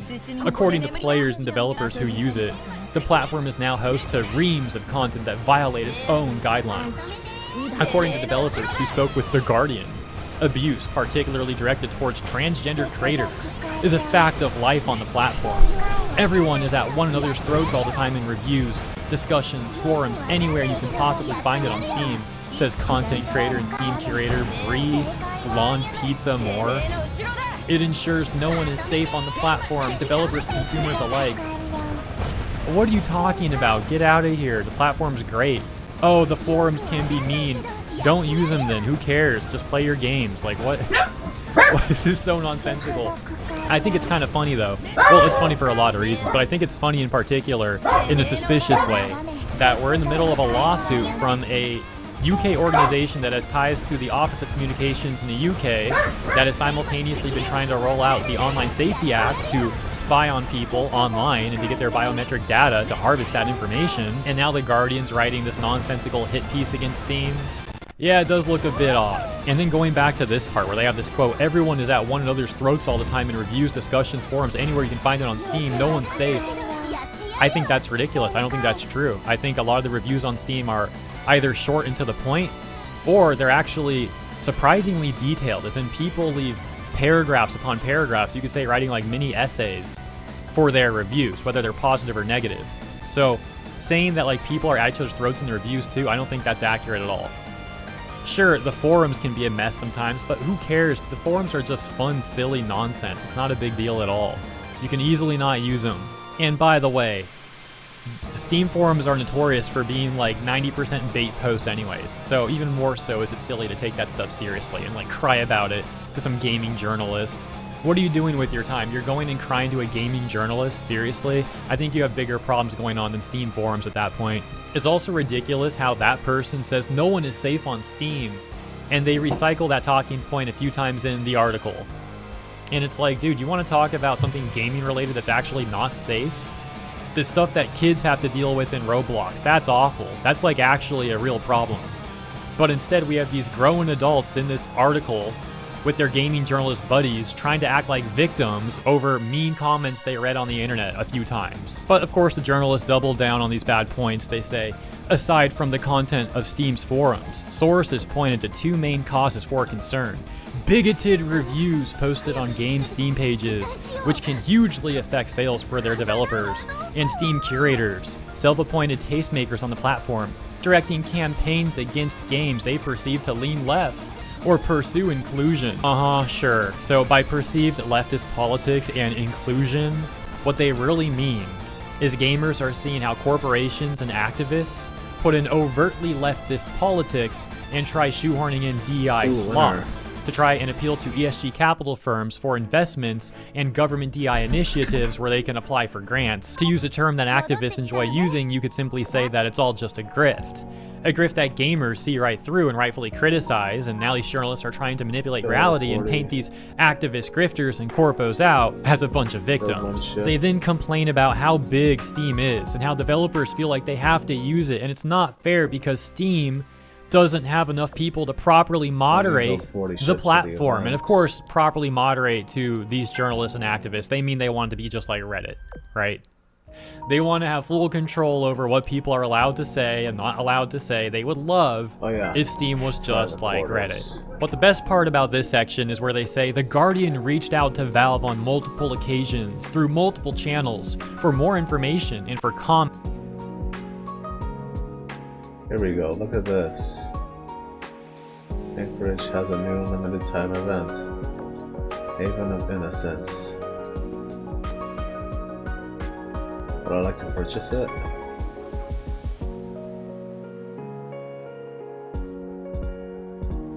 Yes.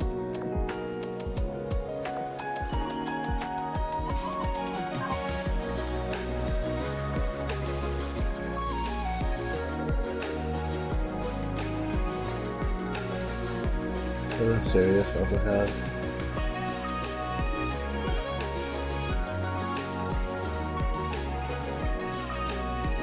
Oh, cute. Very cute.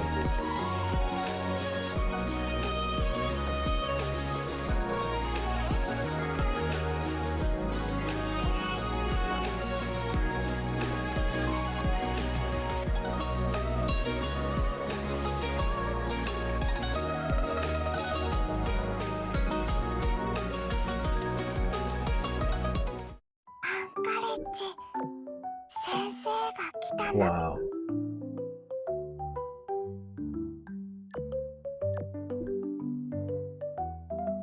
Furniture, yes.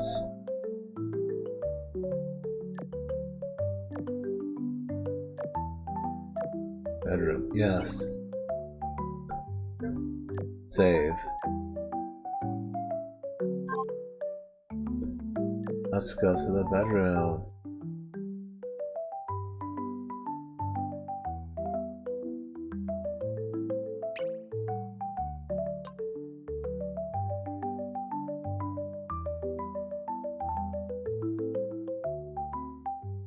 And then what? Why does she change here?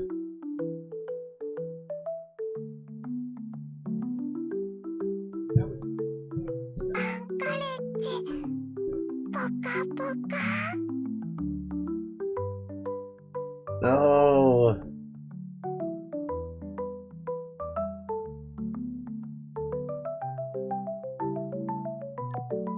You feel all warm? No, that's me.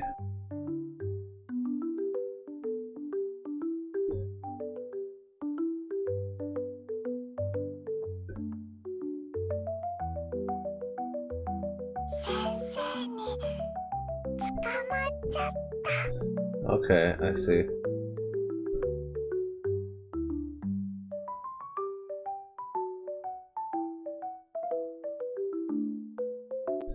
Very nice.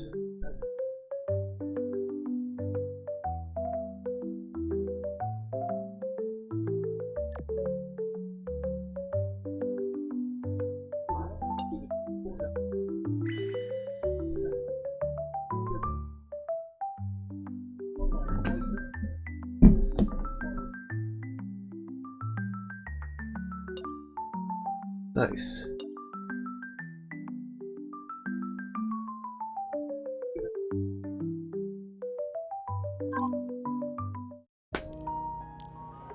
Sure, totally. Alright, let's go play Nikke.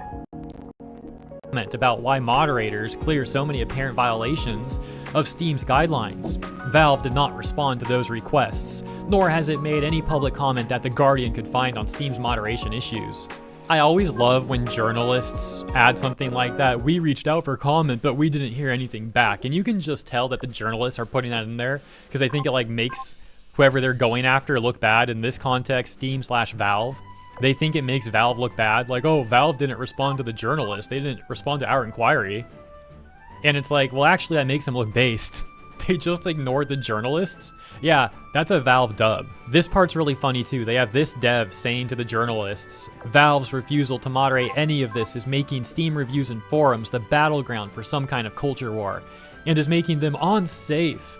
There we go again with the whole, oh, it's not safe thing. And is making them unsafe for marginalized people and regular gamers trying to simply enjoy the game they bought. And it's like, dude, don't speak on behalf of regular gamers. Most gamers that use Steam are totally fine with Steam. They don't view any of this as a problem. This is a problem that you guys are all trying to make. So don't like be the instigators trying to make problems out of thin air and then act like, oh, we're trying to protect the gamers, the regular gamers out there. Like, no, you aren't. And actually, it's funny because that lawsuit I referenced earlier in the video, that's the same rhetoric they're using. This Vicky Shotbolt person, this UK activist who has ties to Ofcom, she was saying the same thing in her argument. She's like, oh, we're doing this lawsuit because we want to protect the gamers. We're doing this for the gamers. And that was complete nonsense. I also don't believe where this person in the Guardian article is complaining about some like culture war going on Steam. I think they're upset that they have tried so hard to push leftist politics onto gamers, and they've been rejected over and over and over again. That gamers are like, dude, we just want to play games. Stop trying to shoehorn in your political agenda into this stuff, right? That's what is really going on. And I think they're mad about that. Hypothetically, if the forums were like Reddit, where it was like very obviously left-leaning, and it was all like pro-leftist stuff, I don't think this person would be saying anything about a culture war going on. They would probably love that.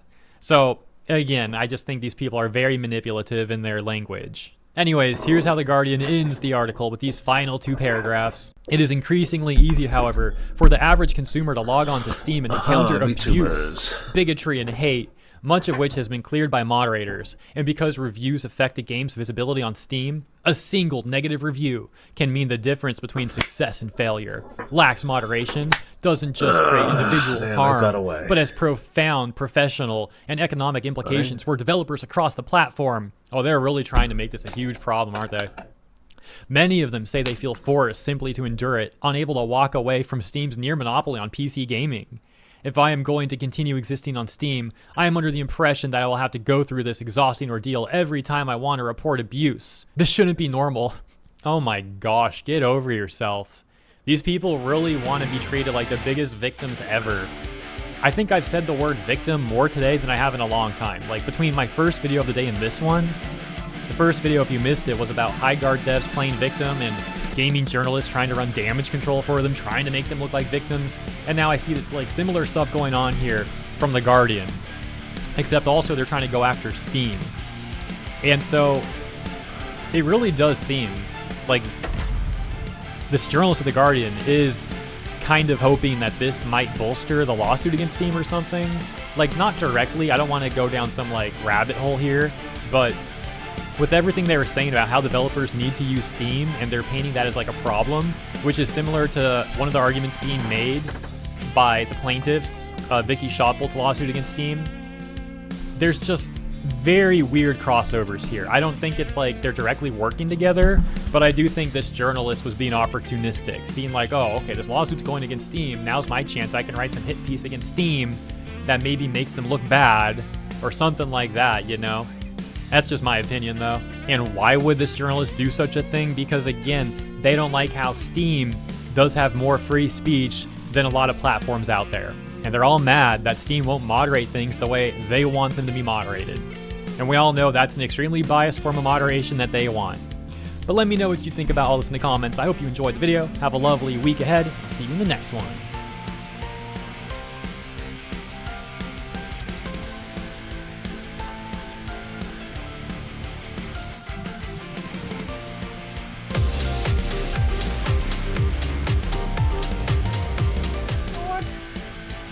Is that a tiny, tiny cat? And modern discourse surrounding video games, especially newer ones, the focus is often shifted to depictions. Dude, I hope that they will still have Ada in the new Resident Evil, and I hope that she's still going to be hot. Oh, she was so peak here. Oh my god. She was so peak. Dude, these characters are so badly created. You know, the worst thing is I actually checked the face model for this character, and she is so very pretty. I don't know the rest of them, but like she looked actually really good. Did you see the rumor that Ashley is in the new Ori? Is she? I have not seen it.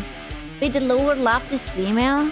Her? I think she's supposed to be like non-binary, or they are supposed to be non-binary. I don't know. It was Tosh.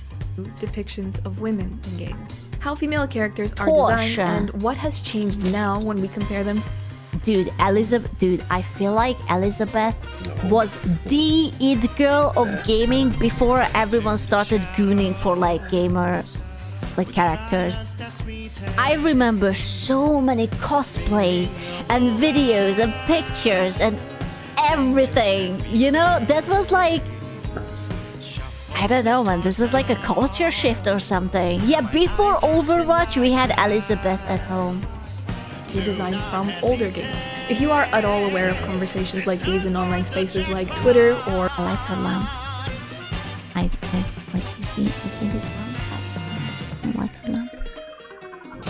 or YouTube, then you know that this is a conversation that gets very heated very fast. I have weighed in on this topic myself several times, and this is Censorship remastered. I'm so fucking done with censorships.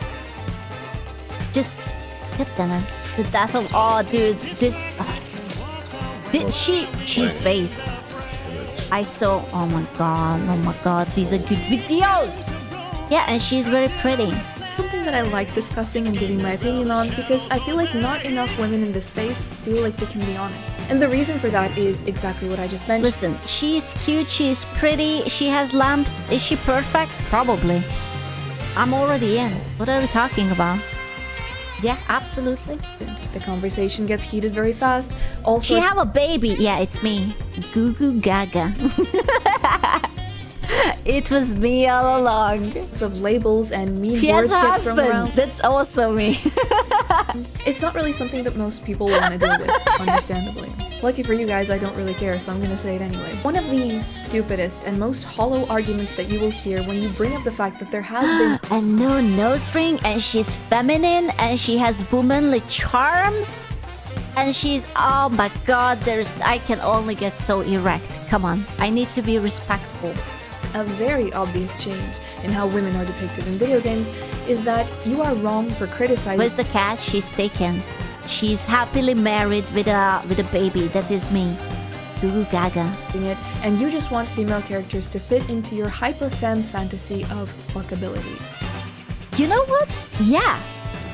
Am I a bad person because I wanna look at someone who I would hypothetically wanna fuck? I don't think so.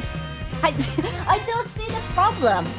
Am I supposed to pay attention to a character which I would be like, wow, I wouldn't even touch you with a stick?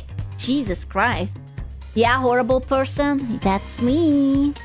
This is a real comment that I got, by the way, on my World of Warcraft video where I talk about how Liadrin does not look like a blood elf. Or how there is no way that's... No, that can't be her.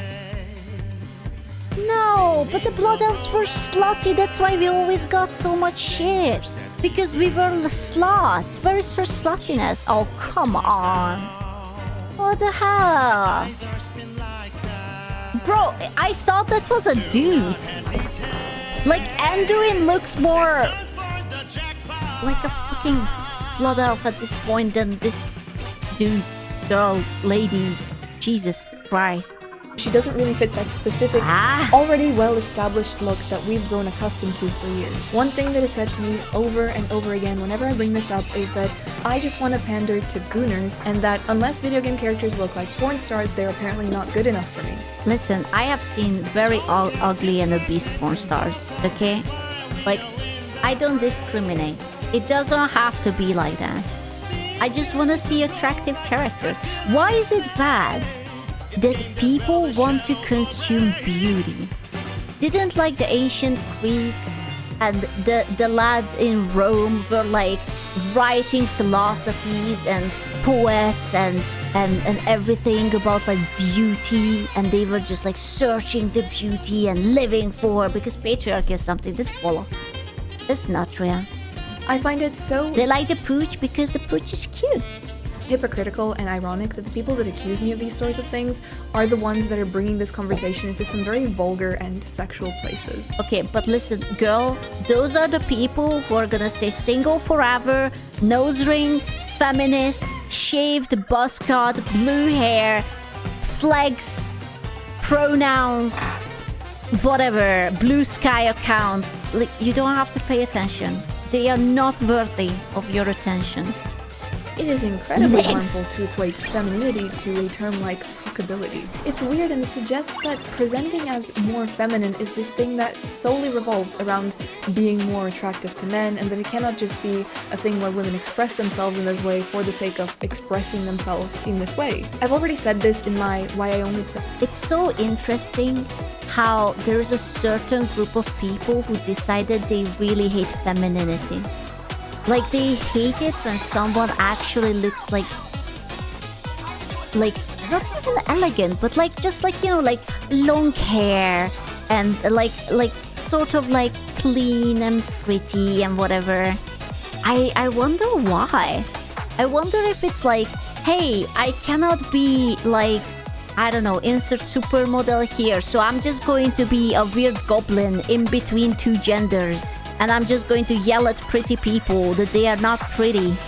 Or something like that. Because they look like a fucking orc. Don't be like that. Some of the orcs were really bangable, okay? It's kind of mean. A old games video where it's starting to feel a lot... Dude, I had this frame printed and it was right above my back. I had a thing for this chick before I even drew a fan art. My mother still has the picture I drew of this elf. I was so... You have no idea how many times I've rewatched the trailer over and over and over again. I was obsessed with it. Dude, that was like my sexual awakening before the sexual awakening because she was beautiful. Like femininity and the term in itself, especially in gaming, is becoming this like inherently evil, vulgar thing. With comments like this, my point is proven. For some reason, calling for more... Ah, yes. You know, every time I watch a video of her, she always has a dick. I don't know why. Every time. I have never seen her in the receiving position. It's always that she has like a thing, you know? Yeah.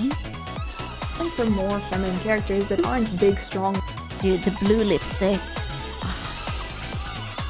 It doesn't... it's such a bad... I can't believe that this actually went through, man. Like, you know...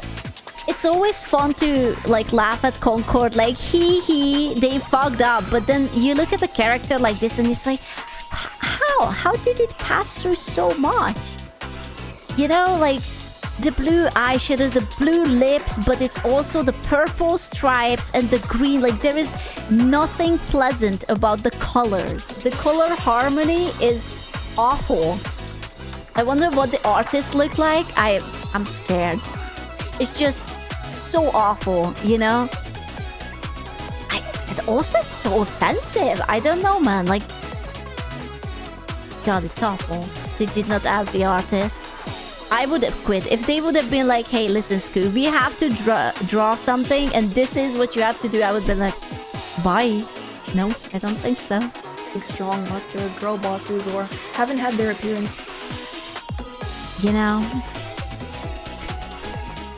You have that beautiful woman and you do this, I think I would contact my lawyers. I would have like like, am I this ugly? Is it me? Is it them? What happened? Right? What the fuck is that? Dude, it's the Star Wars Outlaw. It looks so bad. She was like kind of like a Han Solo, but with like a really ugly mother. I don't know. Like, what's the point of hiring beautiful women if you will just butcher them? I don't get it. Like, then just get someone who is ugly, you know, then make it like how she is. What's the point? I would be so sad if I would be this chick and this is what I get. Visibly toned down from their real life models is... No way! No way! Oh, the Fable chick! No way that she's actually pretty and they... Oh my god. Okay, I would actually do a lawsuit for this. Dude, she has a super adorable face. And this, what is that? Dude, I have seen better looking homeless people than that. Jesus. Oh, I would be so offended. Oh, I would actually sue the Turning company. strong buff woman into Futu is so vanilla at this point, it's boring, and shows that the artist is boring. Oh, my bad. I didn't mean to bore you. I'm sorry. Seen as equal to asking for something really So offensive sad. and crass. Demonizing people for speaking about it is wrong. Pretending that being more drawn to conventionally attractive characters is anything but human nature is also wrong. And Let's go this instant. It's all because they don't want the boys to goon. What about play? What about Bay? I do think that there are definitely things that can be unhelpful in this discussion, like that one meme that somebody made with the character from Ghost of Yotei, where they added the really exaggerated... Okay, listen, tits aside, come on, like, come on. I'm not saying that they have to be like that, but you, at this point, do you remember Mulan, the cartoon? How she was like not a really girly girl, like she was a fanboy, sorry, a tomboy, but like she was still sort of like pretty and feminine, and that's why they thought that she's like kind of like a fanboy, but you know, like I feel like this is what they would kind of want to do, except this person looks like a dude. I'm sorry, it's an NPC. It's not a main character, there's nothing eye-catchy about it, it just looks like an average NPC. I would take out one from a crowd. It's boring, it's bland. It's so sad. Not every beautiful woman knows how to dress themselves. I don't think that was the problem. Look up the VA, it's actually based on her. I saw the VA, and the VA looks better than this. Your chest and said, this is made for gamers. But I see that, and I don't personally take this seriously. I actually think that this is more than likely satire. It's a sort of a... Listen, even she didn't look this bad. I'm not saying that she was hot, but she looked better than the render. A rage bait that people seem to fall for every time. I just know that Reddit had a field day with... You know what's going to flop? What's that game? I forgot the title. With the black chick who is bald and looks very cocky, and it's sci-fi. And she was like leaning back in the chair and say, I guess I will go. I forgot what's the name. It's going to come out like next year or... Yeah, Intergalactic. Yeah. If they are not going to change something incredibly... It's going to be dead on arrival. I won't play it. I will be honest, I am superficial enough that I will play a game if the main character is cute/hot. Like, why would I play a game where they are just like ugly? Like, unless the gameplay is so phenomenal that I'm like, okay, it's just so good, I literally don't care, I wanna play the game.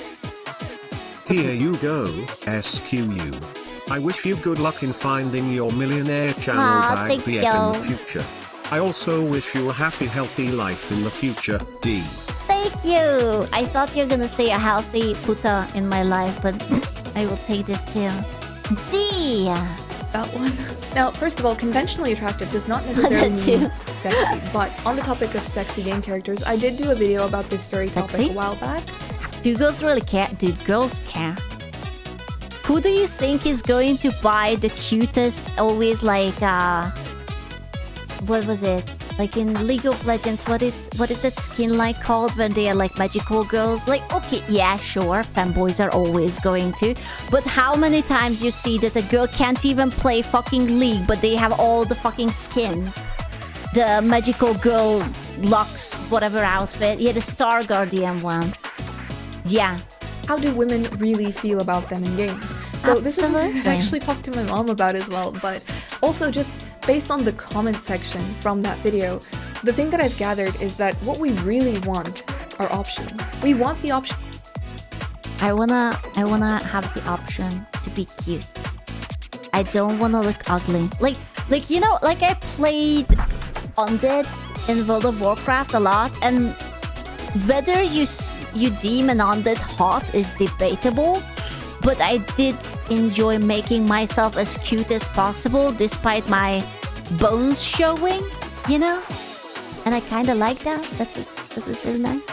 And ironically, some women tend to go for the sluttiest outfits. Yeah, because...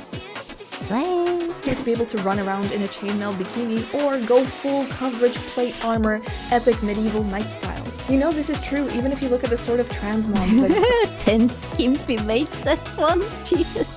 girls do for their World of Warcraft characters. And I think that's super fair. And you know what game had options? The original Oblivion. Remember my video on censorship in the Oblivion remaster where I showed the changes in clothing and art? Jesus Christ. Those are some... Where's the tits? Armor that were made to appear less feminine on the female body. The part about them making... God forbid a nice decolletage is present. Where are them tits? Chest smaller. Taking away the things from female bodies that we literally cannot help having in favor of that more androgynous look.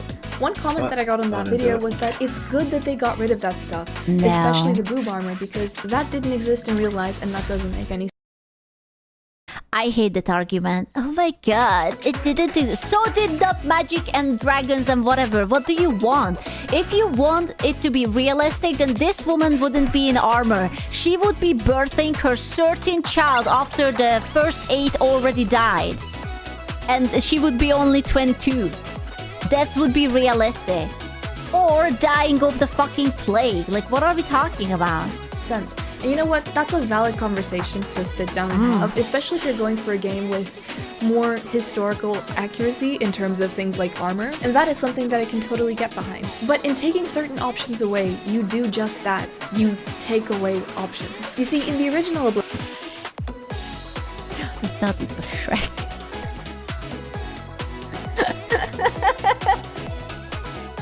It's beautiful. I just glanced at it for a split second. I was like, oh shit, Shrek. Oblivion, not every armor set changed on female characters. The steel armor set, for example, was the exact same on both genders. But do you see how pretty the face looked like? Like, you could tell clearly that that's a girl behind it, because the face was feminine and pretty. But if you really wanted that weird fantasy game look for female characters with the boob armor, you could have it as well. Sure, it's not practical, but none of this is real anyway, and if we start talking about practical... Listen, you know what's not practical? Wearing a thong. Do you know how many women are still wearing thong? It's not practical at all. It slides in between your cheeks, it covers nothing, you feel like there is like a stick in between the bones. Bro, it's awkward, it's uncomfortable, it's weird, like... there you go. And we still have it. How about we don't mention the glass armor and how that would fare in the real world? But the armor changed along with all of the obvious changes to make chests smaller and less apparent or covered completely. Is she having an almond, like a gigantic almond in her hand? And like a blender blade? Is that... It told me everything that I needed to know. It sends the message that the female body is this bad thing that we should cover up. We shouldn't bring any attention to... Fucking Zarya.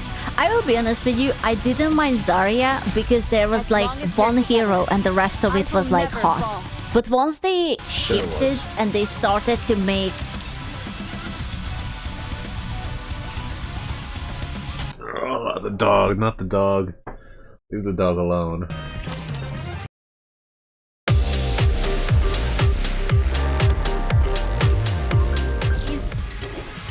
I don't know, man. Are we ready? Get it down!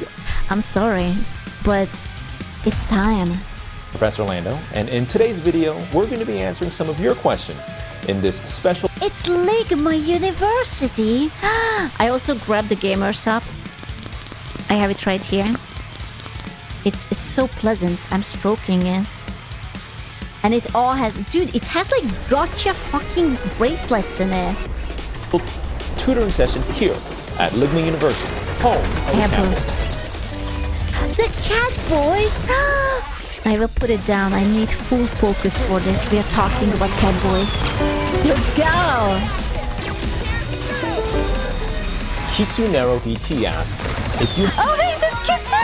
Oh, man, I didn't know! We could have sent in questions! Oh, damn it! We could have sent in questions! Damn had it! a portal gun, would you trick yourself? A portal, where through the use of some sort of rift, one is able to go through one point and out the other I'm ready. in separate locations.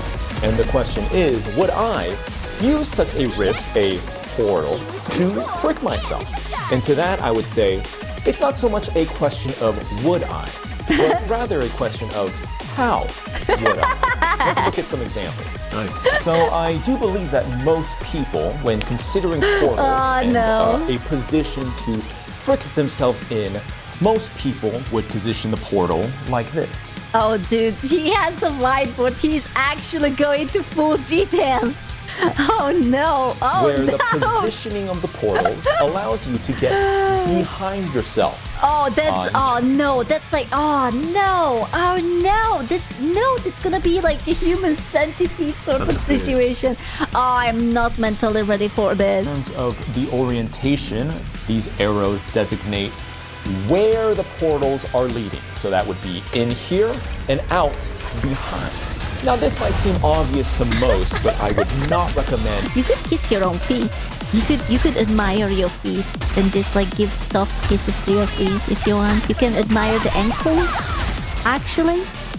Why? Well, I mean, if you're into this kind of thing, I don't know, not a degenerate. Yeah. This position, just because in concept, as many things are, this sounds good, but in practice, you're gonna be, and imagine it, you're down on the floor, you're gonna be craning your neck. It's a lot of fun.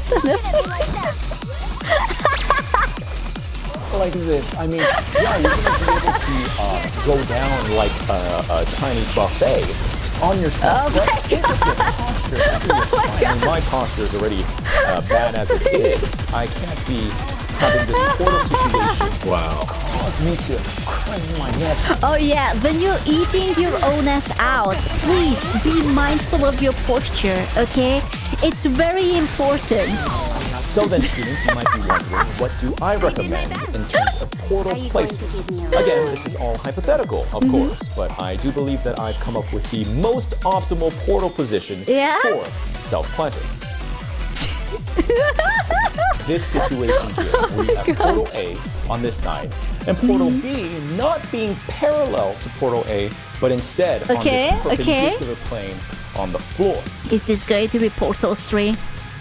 I believe that we can, if we tell this to Gaben, we can do it. We can actually do this. Okay? So here you can see that the... What?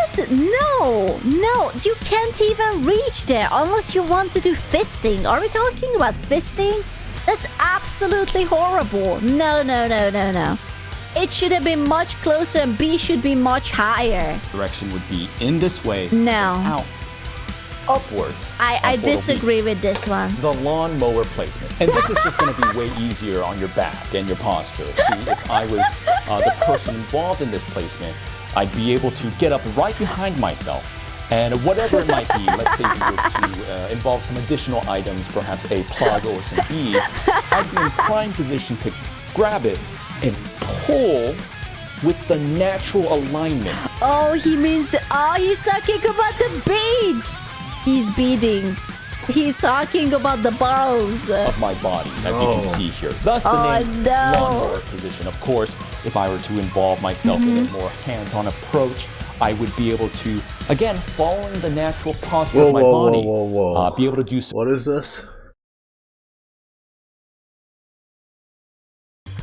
It's ironic, a manga piracy site that houses thousands upon thousands of manga they do not even own suddenly care about laws and want to remove icky fictional content from their site. And there's a lot of people that are now speculating that MangaDex that is starting to do this thanks to one of their head admins talking about the situation. People are starting to speculate that they are now going corpo. And for those that want some context to why people think this is actually happening, it's because we have actually seen this already happen twice in the anime and manga space. First off, we got to talk about Crunchyroll. For those that are uninitiated and unaware of the situation, Crunchyroll is a company that started off as a piracy site. It was a site that had basically thousands upon thousands of different anime that they did not own legally whatsoever, and I'm going to assume back in the day they probably had copyright takedowns and requests and stuff before they officially became an actual company that owns anime and is now a monopoly of anime in the West. But long story short, Around the time when Crunchyroll became an actual official company, having license to anime, they did the exact same thing that Manga Dex is currently doing right now. They slowly started taking down every single bit of content that they did not have a license to or did not own, and eventually they started incorporating stuff that they did get a license to. And it was a slow transition into Crunchyroll becoming an official company that was recognized by Japanese companies within Japan. And then you fast forward, and Faku does the exact same thing. Faku also followed the steps to where they started removing a lot of content from their platform because they also were a piracy site for adult manga content. And as they slowly took stuff down, controversial tags that probably would get their entire site blacklisted by probably payment processors and different things associated behind the scenes, they took a lot of different things down, which then in turn they became an official company licensing out a lot of different adult manga and doujins and stuff to people to be able to buy. And so we have already seen this track record twice already in the anime and manga space in like the last decade or so. And so what's currently going on with Manga Dex, it makes a lot of sense why a lot of people are speculating that they're about to become an official manga company. However, this entire situation I don't think is going to work, and for one massive reason. And that is because there already is competition within the manga space. Not necessarily completely amazing, but there is competition in the manga space. You have, for instance, Viz Media is a very good example in the space. They have pretty much the Shonen Jump catalog, and they don't have everything, but they have a good amount of titles, and they're not perfect as a service and all that. There's a lot of certain issues with them, but they do have a lot of content, and it is fairly cheap in comparison to a lot of other options. And then you have Kodansha, which I'm not a fan of their stuff in terms of how they release it online, because there's a lot of censorship and stuff like that, and I think at this point, everybody knows how I feel about censorship when it comes to artistic freedom and stuff, freedom of expression with words and all that. I think that, you know, how Kodansha handles censorship with their apps and stuff is absolutely terrible. Why would I want to pay for a service to get censored content, censored manga, when you could go to a pirate site that basically has everything completely uncensored? But the point of the matter is that there is competition within the space. And could Manga Dex, theoretically, if they became an official company, compete with them? Maybe. The problem here is a lot of these official companies with their main official magazines and stuff in Japan already have their own apps that they're using right now, and Manga Dex, they would be very hard pressed for them to be able to house content, you know, a lot of content, and become, you know, successful and sustainable as a business model. So I don't necessarily know what they're trying to think, but I think at this time, if there is one thing I think, is that their only option is probably to go corpo and actually legit. And the reason for that, for those that are unaware, before even this mess is going on right now with them virtue signaling and removing fictional content, the thing here is that Manga Dex already had to face a lot of legal troubles last year. I made a lot of videos talking about it. You can probably search it up, TV reviews, Manga Dex, and you will instantly find me talking about this subject matter. They got hit by a lot of copyright takedowns, a lot of manga was lost, and I believe most of it was backed up on other sites. But there was mass takedowns of a bunch of different stuff months ago. And this usually, when this happens, it does so much damage to a site, it probably will shut down. I mean, let's look at, like, Bato. You know, Bato, that got shut down, like, you know, less than a month ago. That obviously has permanently damaged that site. Someone's literally in prison now because of the whole situation of Bato. But Manga Dex, from my understanding, they just had bunches of takedowns, and that is it. And so maybe there is more to this story, to where the reason why these takedowns are happening and they're shifting like this is for they can become a legitimate legal company. Now, there is something of note that I want to point out, which here, Cute and Funny points out with their post here about Manga Dex being an official licensed company in the United Kingdom. Now, we got to address the elephant in the room. I think that this is a very important topic to discuss on what content that, you know, Manga Dex is taking off their platform. And I have been very transparent about my stances on this, and regardless of anything that's happened in the last few days, I'm not going to be scared off from my stances in the discussion. I won't bend the knee on that. I think that fiction is fiction, it's not real, and if you think a drawing is real, you're a schizo. I think that you're probably mentally unwell, and I think that you probably need to get checked out. But with that being said, the point is that manga decks right now, what they are doing is they are removing content that has childlike characters, lolly characters and stuff within manga. And there's a lot of things going back and forth, misinformation and stuff with this whole topic, you know, and I don't have the full gist of the full rundown of the story. I'm not going to act like I know every little detail of everything that's happened with manga decks in these last, like, 40 or so hours. I'm not going to act like it. But what I do know, though, is that this individual right here, this staff and admin, which if you go to Chise's post here, if you scroll in, this admin joined them back in 2024. So this is a very recent addition to their platform, literally post-COVID era. And they're obviously doing the traditional virtue signaling, drawings are real, all sorts of stuff, and honestly I feel undermining actual victims in real life.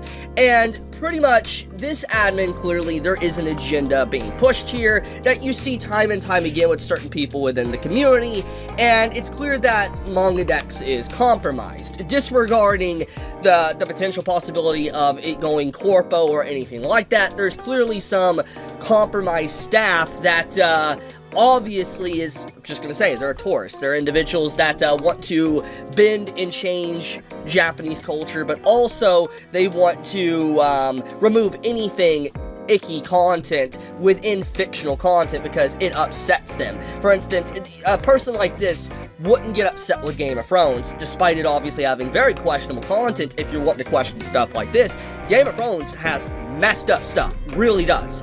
And most of the people don't read the books or probably even watch the show, or they just let it slide because it's Game of Thrones, and it's, you know, I guess accepted by a lot of people within the West, besides obviously the final season. But the point here is that Manga Dex is filed in United Kingdom.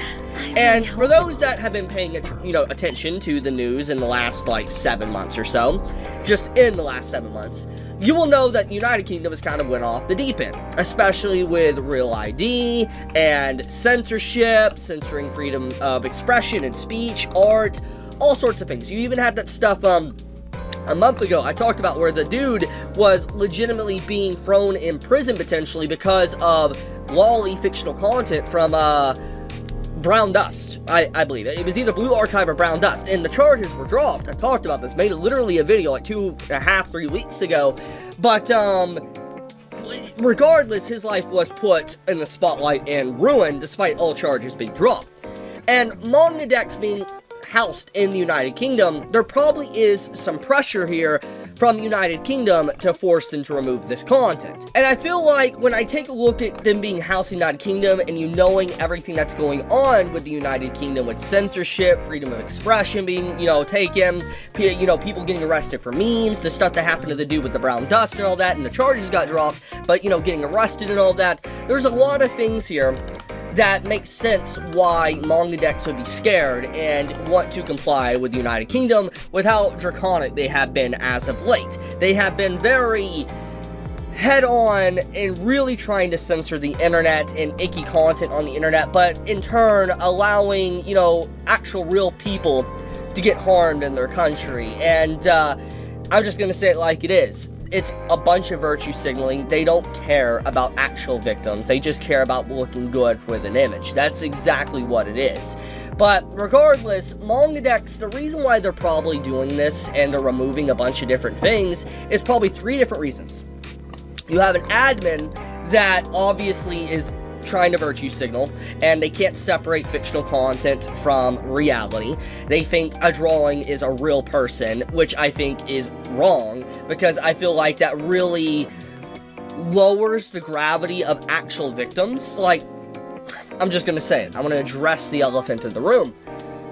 The Epstein files. You have this horrific shit that is just being revealed in these Epstein files. It is horrible. It is so evil. I can't really even compare it. It's just so horrendous. And the fact that people can compare a drawing, nothing that's ever had a soul, never existed, not referenced to anything, it's just a drawing on a piece of paper or a pixel on the screen, to compare that with actual victims, like for instance within the Epstein files, is so beyond gross to me. It's insane. And the fact that you have so many people that virtue signal and are more hard pressed on a drawing than what is being revealed with the files itself says everything you need to know, that they don't actually care about victims, they just want to look good online. That is the real thing of what it is. It's all about the image, to make them look fun, and that is it. But you have a compromised, or in this case, you have an admin that's pushing a lot of virtue signaling amongst the staff. You have UK probably bearing its fangs down on MangaDex, and then you have MangaDex that has lost a lot of content thanks to the copyright takedowns. And so, my opinion here, if MangaDex does not become an official company, they're going to die. And the reason why I say that is because at this point, for the last few months, nobody really uses their site. They don't. And the reason for that is because obviously when all these manga are taken down and you can't access what you want anymore, people don't want to use that site no more. That's just how it works with a piracy site. People like to say, why aren't you loyal? But at the end of the day, nobody's going to be loyal to a piracy site. They're just there for the content that's free. That's the truth. People might not want to hear that, but that's what it is. And if another site pops up that's more convenient, they will go to that. Because the reason why people use pirate sites is because of convenience. And if it's not convenient and you can't find what you want, people are not going to use it. And it's obvious that the site has been spiraling. Not a lot of people have been using it, which means in turn ad revenue and stuff is going to dwindle. And if you are now removing even more content that is on the platform, then more people are not going to want to associate with your platform. And so with that, their ad revenue is going to get hit even harder with this bad, publicity that they're getting. So if they are not going corpo and they're not going legit, and even then that might not save them whatsoever, because I already talked about that, then they are dead. They're going to die as a company. So wild stuff, honestly. Really, really wild stuff that's been going on with MangaDex. I don't really know what to say about them. I mean, at this point, if they went official, I wouldn't use them. I'd be very hard-pressed to use their site if they became official. I would. But, I will say this. If they do, I understand why they're doing it. Doesn't mean I have to agree with them on what they're doing. I don't like them censoring art, removing it and stuff. But if they're doing this to become an official company, or they don't want the UK trying to kill them, basically, okay. Because UK is draconic. They are right now. They are. Anyone that is trying to slurp on what UK's been doing, oh.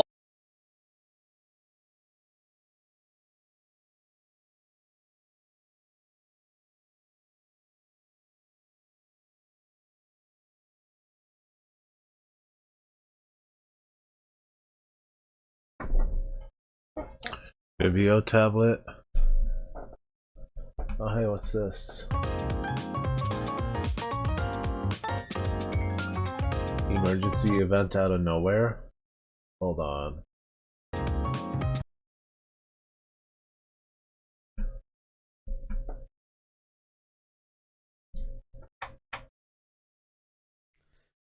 So, hopefully you guys are enjoying your New Year's and Valentine's weekend. We got an update, an emergency, like, out of nowhere update. So if you guys didn't realize, 2 days ago we had the Valentine's event, right? Where you put the main secretary right here to get a note. Guess what? I think they forgot about that, because I don't see my line anywhere. And whatever I showed you guys on that one screen, yeah. That's all we got. So I think they forgot to, which is funny, they forgot to give us our note, because I don't have it in my mail either, on what to give us for the Valentine's update. So no, that's just maintenance right here.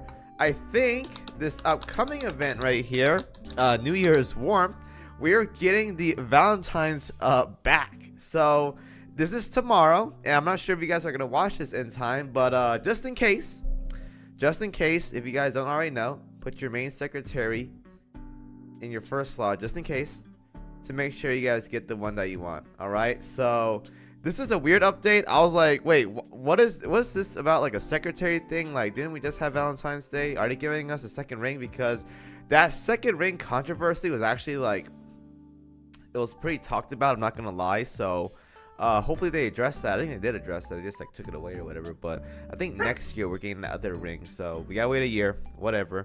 But regardless though, we're getting our note, because I wanted that the most. I wanted the ring too, but I wanted this right here because I like collecting my HMS chips notes. It better be the same thing. So I want to see my ribbons like this, the +1, the profile pictures and everything, just like this. All right, that's what I want to see. Hopefully that's what they give us. But you will receive a special commemorative gift from your secretary if you have it set. So main slot, guys, remember that just in case. I'm not sure if that's gonna be like important, but just in case, keep it the same as any other year, so we don't have any issues being like, oh, yo, Star Wars, my Valentine's gift, because they did forget. This is 3 days late. We were supposed to get this 2 days ago, so we're getting it tomorrow. Yeah, that was kind of weird on their end, but what can you do about it? They want to try something new for Valentine's Day, and instead we got some neat stuff. I won't lie. Kind of disappointed on the Valentine's note, but again, there's like 700 ships out there. It's understandable that they're not going to go through every single one of them to give a Valentine's note. And we get our commemorative gift, a little ribbon thing. All right, that's what I think. That's what a lot of us want. For fact. All right, so make sure you do that, guys. And that's gonna be happening from the 17th to March 3rd. So we have 2 weeks for this. So they give us time, not like the Valentine's, where it's like 2 days or whatever. But we got time for this. All right, hopefully. But we'll see. We'll see tomorrow. It might be something else, so I'm not sure. Anyways, remember to do that. Thank you guys for watching as always, and I'll see you guys in the next video as always. Peace out.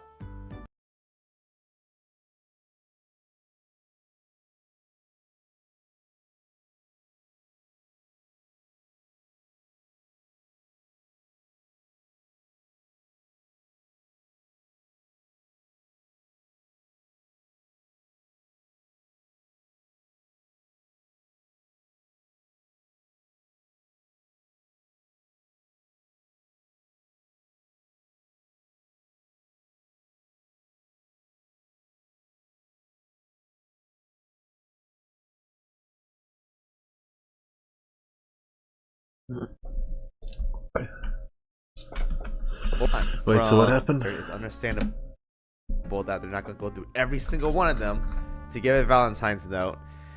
And we get our commemorative gift, a little ribbon thing. All right, that's what I think. That's what a lot of us want. For fact. All right, so make sure you do that, guys. And that's gonna be happening from the 17th to March 3rd. So we have 2 weeks for this. So they give us time, not like the Valentine's, where it's like 2 days or whatever. But we got time for this. All right, hopefully. But we'll see. We'll see tomorrow. It might be something else, so I'm not sure. Anyways, remember to do that. Thank you guys for watching as always, and I'll see you guys in the next video as always. Peace out.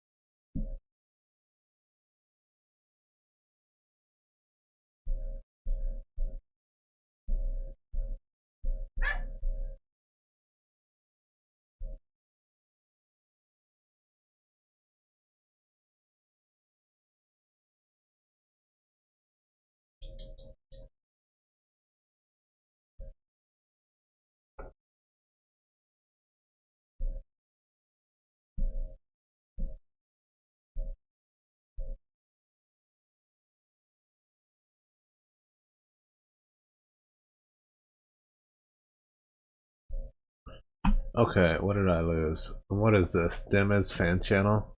Hey, so y'all see how this book is? Oh my god, dude, people are so... You can't see her, right? How does this work? How? She's looking at a book in front of her. How?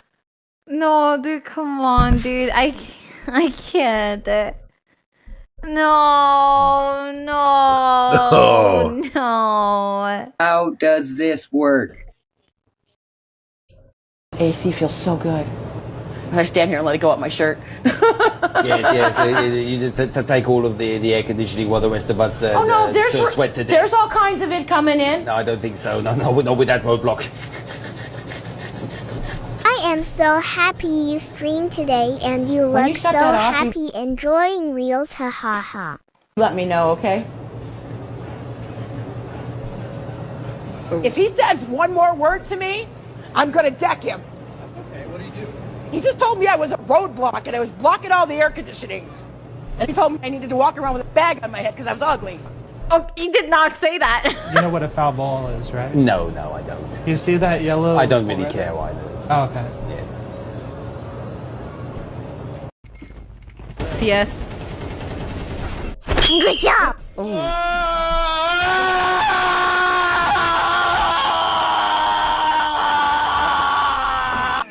Fat, look at I love him.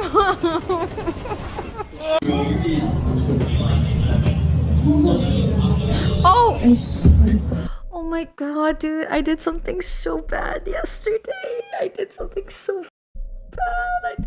I'm such a dude, yesterday, oh my god, I feel so bad. I was trying on clothes and I may or may not accidentally, I didn't see that it was occupied. I literally didn't see it. And then I tried to open it and I saw a woman there and she was like, oh man, I feel so bad.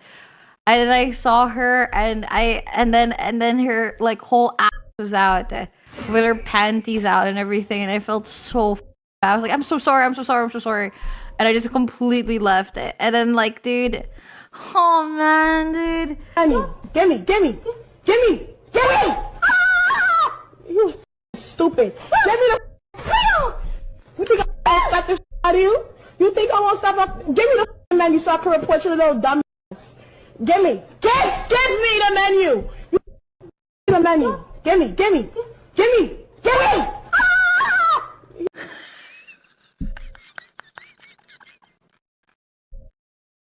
Good morning, Jay. Dude, actual rage bait. Oh, the most amazing thing about the story is Debbie clothes shopping. Okay. Ham and cheese croissant that I made. And this thing got the most immaculate cheese pulls I've ever had. Oh my god, he's breathing.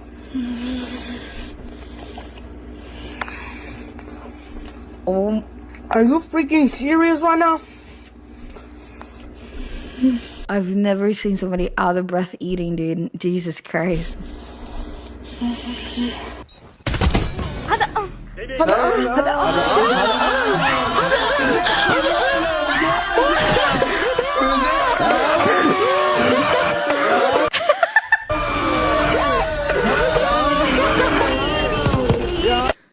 Guys, I'm not gonna lie, this happened to me in Block Wars, and then Diva's reaction, oh my god, I felt so embarrassed. My girlfriend left me all alone at the mall, just for brace 7, all because I wanted to try on one Lululemon jacket. God forbid I try something on because it looks good. I look damn good. Oh my.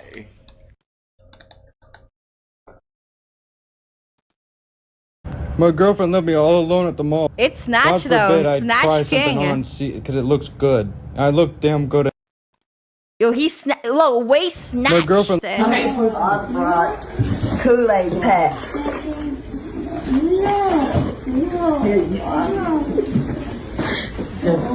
Go. Oh, it's over here. It's over here. I brought marshmallows.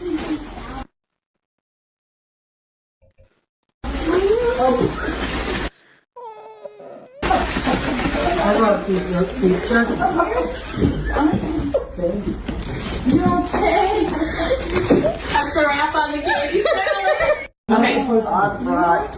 Kool-Aid. Oh, why is nobody helping her put it in the bowl? No, I've never in a tissue before.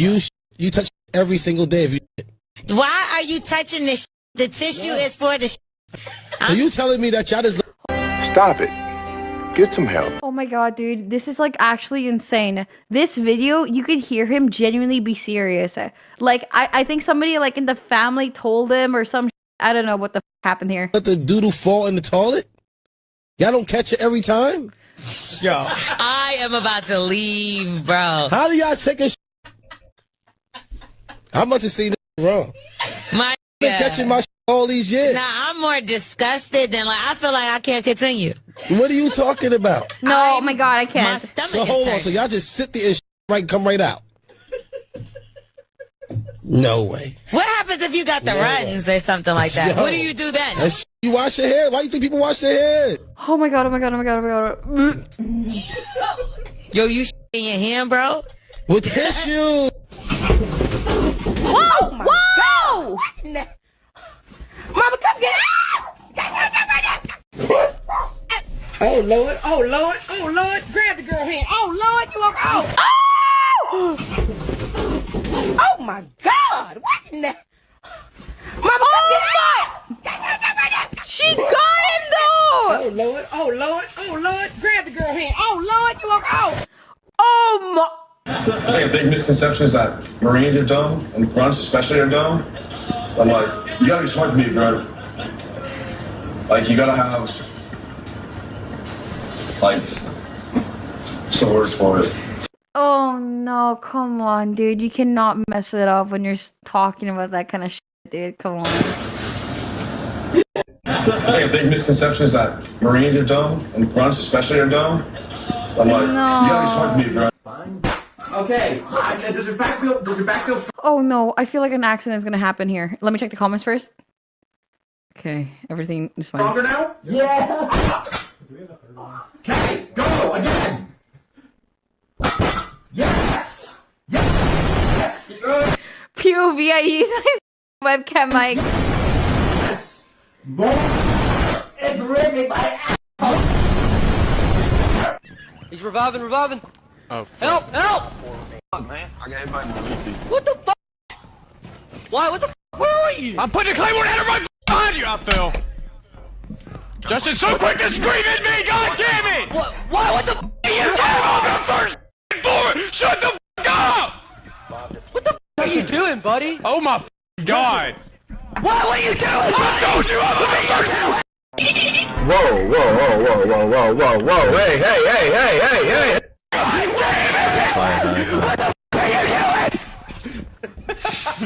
Shut the fuck up! I can't hear. That's what I'm saying! I had dog pounds. Why? I don't Justin, get the fuck out of my ear! What? Oh my! I remember I used to play R6 every day for a while. Like I was in like high school. I would play with my Aussie friends, and I'm not gonna lie, dude. There were very many times where I raged, dude. There's something about Siege that makes you genuinely like truly rage. I've never raged in CS as I do in Rainbow Six Siege. Jesus Christ, dude, you're so bad. Can't do shit. I'm trying to flank and doesn't scream it. Like it's because like some people. Dude, in Siege, you need to listen. You need to hear it. You need to hear the footsteps. You need it. You need your ears. So, like, some people, yo, shut the f up, okay? The whole goddamn time! So Gold will head to the line. Woo! Makes her first. The kids really want this next basket, Jonathan. Oh. Oh, f me. I understand. And makes the second. And there you go. You gotta do it. 6-7!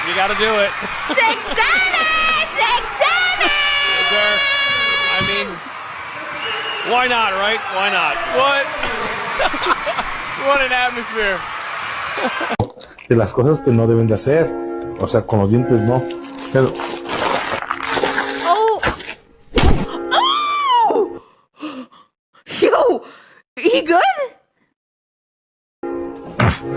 6-7.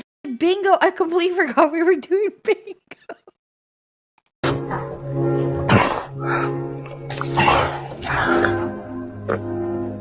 Oh my god, is he okay? Porque en la salsa Wait, is this AI? le echan todo lo que quieran. Wait. No, it's not. It's real. Revisar porque If that explodes. Oh my god. I actually can't tell whether things are AI anymore. This is getting actually hard. de las cosas que no deben de hacer. O sea, con Holy f... no, pero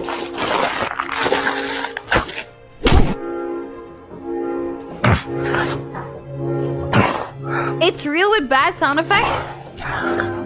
I can't tell. No, that looked fake as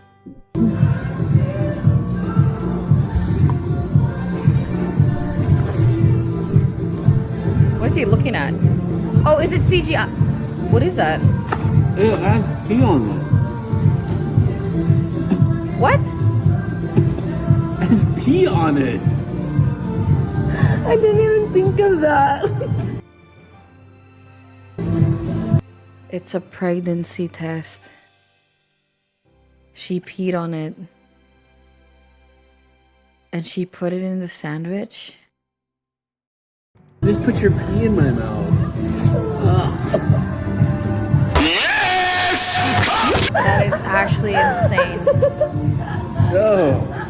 Is it a pregnant? Look. Well, it doesn't have any indication. I don't know what it means. Oh, 2 lines.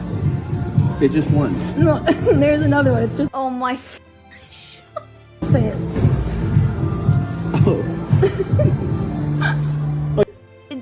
Dude, I'm sorry, but like, if this is the way that you want to tell your partner that you're pregnant, this is like the most like, dude, this is the most dumbest ever. Why is it in public as well? Hey. Oh, I can't finish the sandwich now, but it's okay. Oh my. Awesome. Great. That's awesome, dude. Exciting. The oven tray on the side of the table. The side. No, the other side. I'm gonna give Here. Yes. No. It's AI, the middle not side. AI. Why did you It skip is, the it's fucking not. middle side? Just put it right below the table. Right below it. No. Stick it to the side of the table. Like that? No, I can't watch this. Oh, wrong way. This is pretty fun. Wrong way. Hey, Lacey, back at you, Emma. Well, that was pretty fun. I don't know what y'all doing. Not done yet. Woo! Oh, God, let me down. She sounds like a South Park character. Oh, woman's bare feet! She has bare feet! Alright, bingo. Hey, stop. I can't stop. We're about to throw up. Oh, hell no. I'm gonna vomit with this. Someone stop him, please. Stop, Casey, stop it. Okay, hold on. Oh no. Help me. I'm about to fall off. Stop it. He's trying. He's got, I think he said 23-1. Okay, look, I have no one else to share this with. Okay, look. See, 12 fluid ounces. Right, let's see what the size is. Okay, it's the size of the phone. All right. And then we got 4 fluid ounces. Let's go see the size. Okay. Smaller than the phone. Okay. 8 fluid ounces. All right. Same. 32 fluid ounces. I guess you need a lot. Okay. Okay. Right? Okay, it's bigger than the phone. Than an That's a iPhone. lot. Look. 7,040. It's a barrel. She's got. And look. The water slide. And then 35,000. Jesus Christ.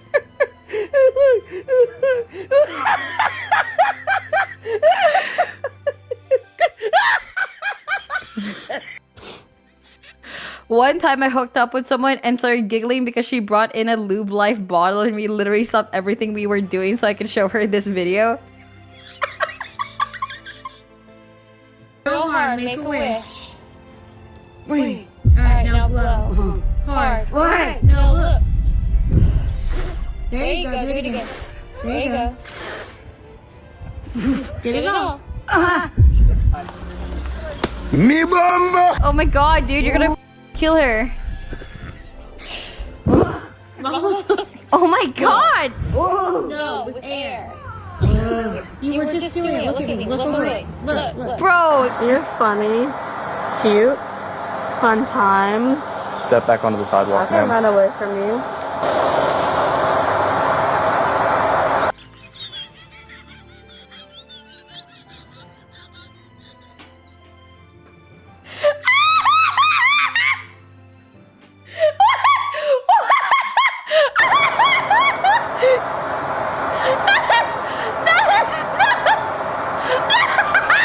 That 254 Central. She just tried to run away from me and fell. that is not how I run!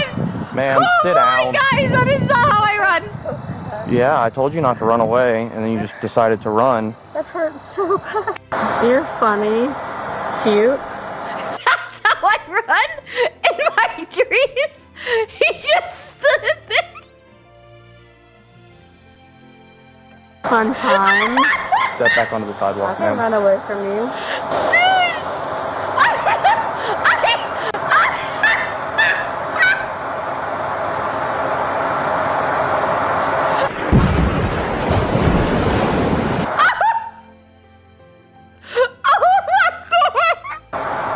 254 Central. She just tried to run away from She just tried to run away. me and fell. Oh my god. Ma'am, sit. I've never seen somebody run that way. I'm actually shocked. There's definitely gonna be crazies. The f is that? Boy, what the them? Yeah. Hello? Hey, listen, can y'all just let me slide, cuz? Motherfucker, man, come on, man. Can y'all just let a brother slide? This game is terrifying, dude. I ain't trying to. Damn, I ain't trying to come up with beef, bro. I'm just trying to. Damn.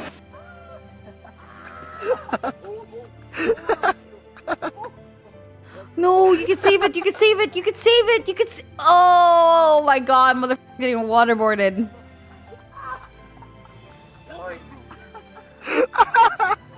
Oh my god.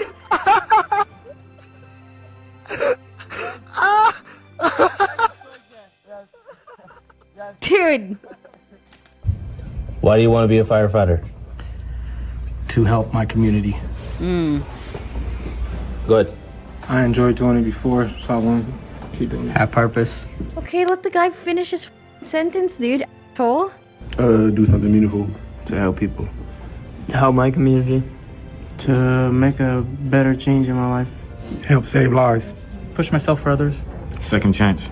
Second chance. Second chance. Because I love the hand crews. I've done this for the last 8 months and I love it. Help the community. Give back to the community. Serve the community, provide for my family.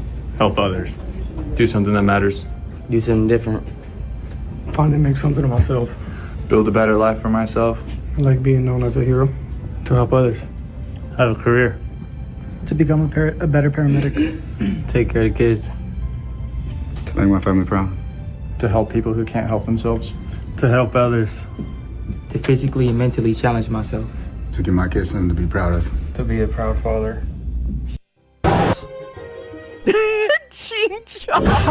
Shut the fuck up. Oh my god.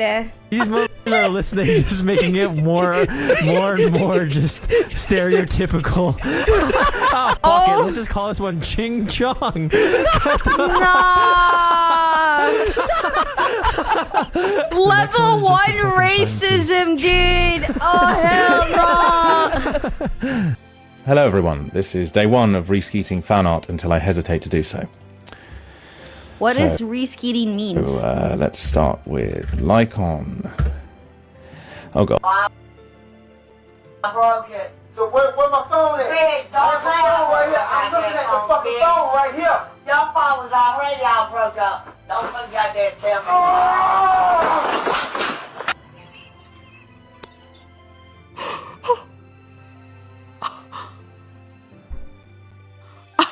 I've never seen somebody do that before. I think this. I don't think I've ever seen somebody do this in my life before. Hello? I broke it. So where my phone at? Big, don't say phone right here. I'm looking at the phone right here.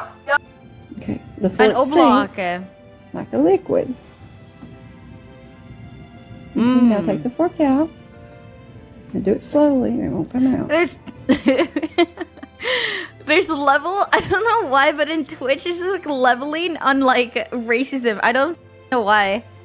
Now smack the fork on it. No, on the thing. On the What is it stuff. called? On Oblak, the right? oobleck. Smack the fork on the oobleck. Oblak? No. Oh my. Truth or dare? I'm gonna say dad this time. Oblak?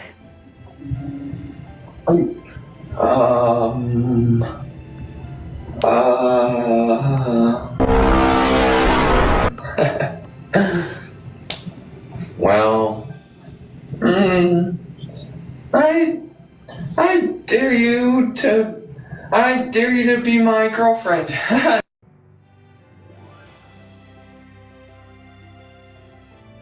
No, I'm just kidding. I'm just kidding.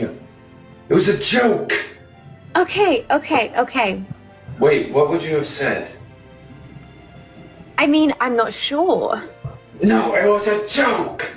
Okay. Why the heck would you even consider it? Because I was kidding. Oh my god, wait, his face clipped. Okay. You're Best fighting game streamer. What? I don't know, bro. Fighting games? I don't know anyone who's playing fighting games, bro. Maybe Hassan, he's fighting his dog, sorry. Best fighting game streamer. He said sorry so fast. Also, on it is no longer in the bingo board. Oh my god. What? Make a fist for me. Make a fist. Good, relax.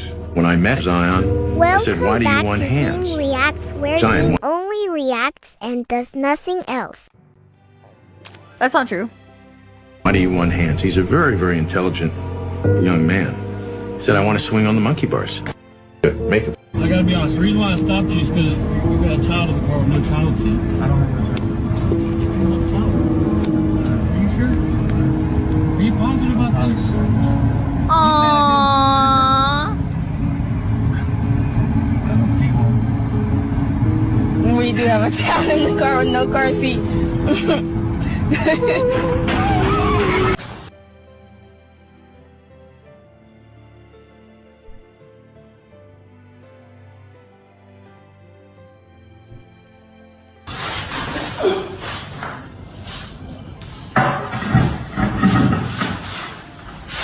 Oh, be careful. Careful. Oh my.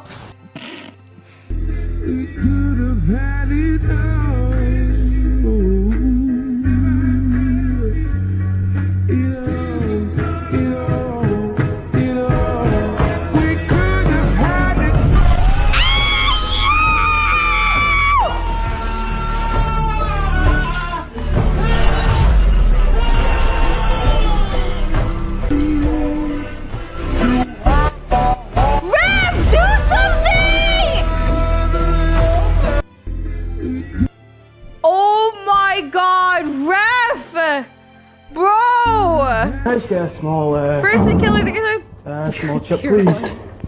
Yeah, anything else? Nah, mate. This is one type of person that I hate. Who the f puts the sauce back in the fridge like that? No, that's actually such a valid crash. No, but he's so valid. Annoying. Who does that, man? You don't even squidge either. You squeeze a little bit out and let it fill up with air, and then squeeze a bit more out. Exactly. He's right though. He's absolutely right. The gaming panda is like a gift in itself. Big. Like what the f is that? How am I meant to squeeze that out, man? Whoa.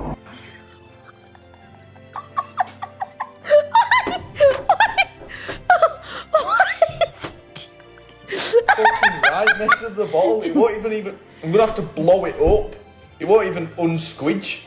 Who does that to a bottle of Domino's sauce? Genuinely, I can't even undo that. It's undoable. It is undoable. I'm gonna rage this, bro. I can feel a crash out coming if this don't unpop. Oh my god. I might just rub it all over myself and slide around the kitchen to piss everyone else off. Oh my.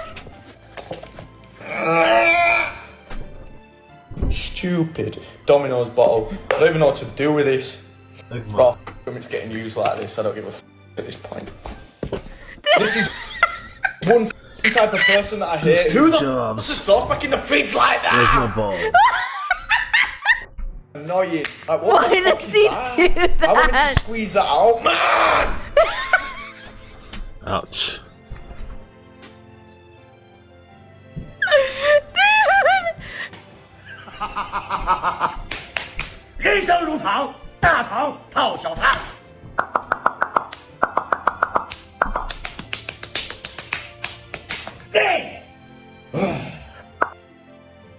What is happening?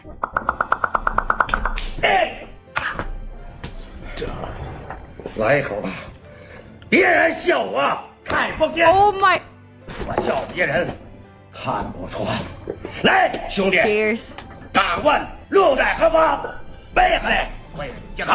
I don't even know how he moves like that, to be honest with you.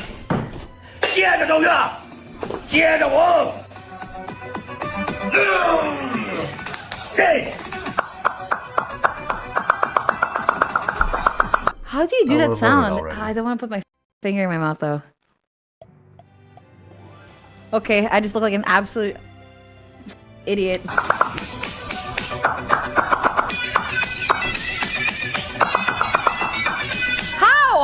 How the f do you make that sound? Did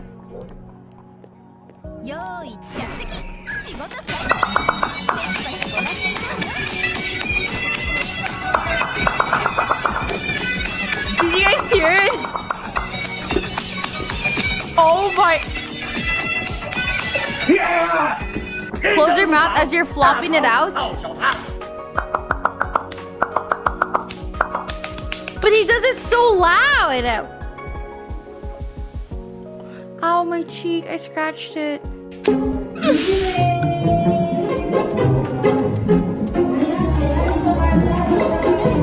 Is this the Philippines?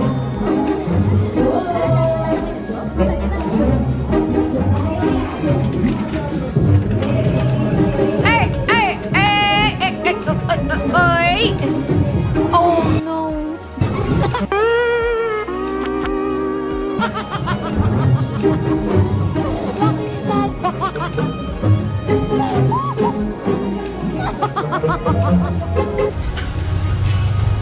Maybe two more. Oh, something fell. Oh, I think 8 months. You want me to do what? Que me cargues como antes le gustaba cargarme. Hoy ya no. That is the happiest man I've ever seen. Are you happy now? W relationship. You feel better? He is living the American dream. What's up, buddy? What's up? Is this your bike? Yeah, we're off the creek. Oh, well, you got the, you're using the wrong tool there. Huh? You're using the wrong tool. You need a Milwaukee grinder with a metal blade. Alright, thanks. You know, you know what? I don't think this is your bike. What's your problem, dude? Listen, you got two choices. You can leave or you can enter a world of pain. You want to get stuck? Get the fuck away. Why are you filming me too? You wanna get fucked up? Oh! I told you. Dude, what happens if it is actually his bike? What's up, buddy? But, oh my fucking god! What is this fucking page? What is happening? Yeah, For the tube? For the thumbnail. Oh, if it's for the Thumbnail, bro. Dude, Mike, just hop on it. Hop on it. No, hey, I don't think I'm gonna float. You're gonna float. float. No, get me out. I got you. No, get me out. I got you, bro. Hey, y'all didn't know. No, please don't let, no, you're good. bro, you sure? No, I'm not. I've seen this a million times. You're good. Bro, please. I promise, you're good. You want me to get in with you? Oh my god, that's the biggest fish I've ever Hold me only until I float. Okay, let go. You got the leg. Very close. You're good. No. You're good. You're floating. You're good. No. You're floating right now. Now hold on to the fish. He floats. Oh, no.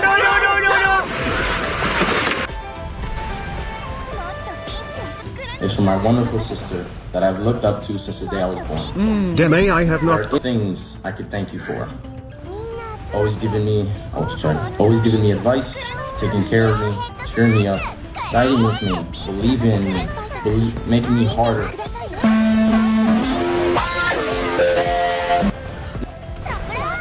Oh my god, that is literally the worst thing that he can say. Oh my god. Oh, that is so rough, buddy. Jesus Christ.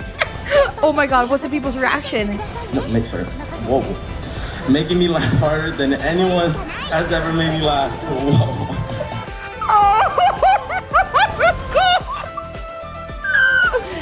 Whoa. Pause, I didn't mean it like that. Pause, guys, come on, pause. That was a mistake. Hey, yo.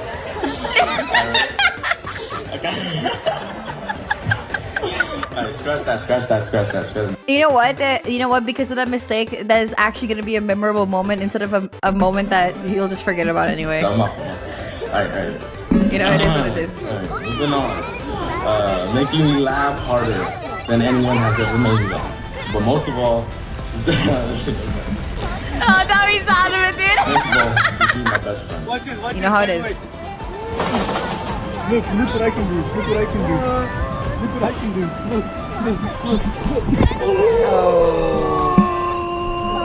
Are you okay? Are you okay? Hey, Are you okay? Are you okay? While he's literally dying. Are you okay? Are you okay? While he's literally in the floor. Like, dude, are you joking? you okay? Are you okay? Hey, are you? Hello? Oh my. Oh, wait, watch this, wait. Dit is de Is this real or AI? ultieme test van Cher. Who is dying in the background?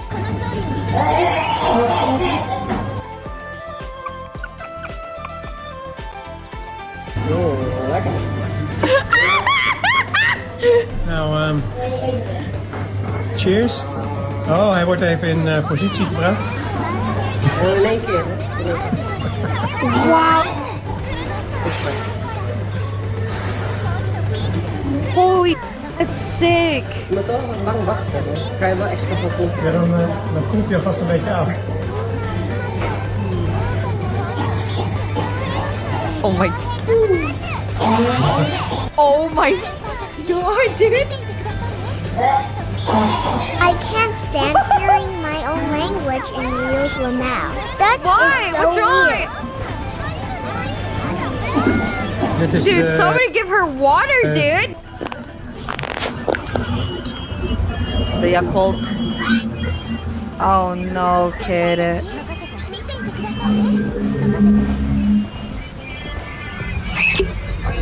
Oh no. Guys, this is a rookie mistake. I've done this too. Back in the day, I don't know what it was, but sucking out the air of the Yakult, and I was like, and then my lips got stuck, and I was like, oh no.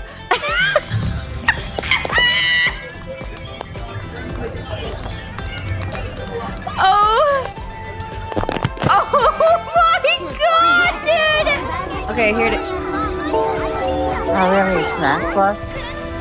Yeah, we do, but like, do you really want to eat those snacks?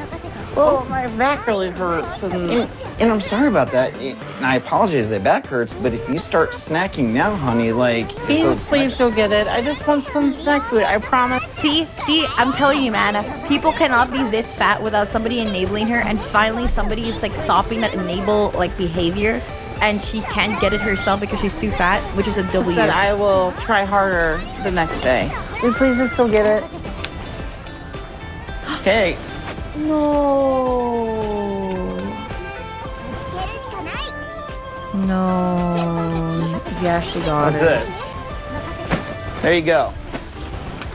Eat your snacks. Because this is what it is. You know what this is right here? All these little things right here in this bag is considered death, Lindsay. And you're killing yourself with this bull.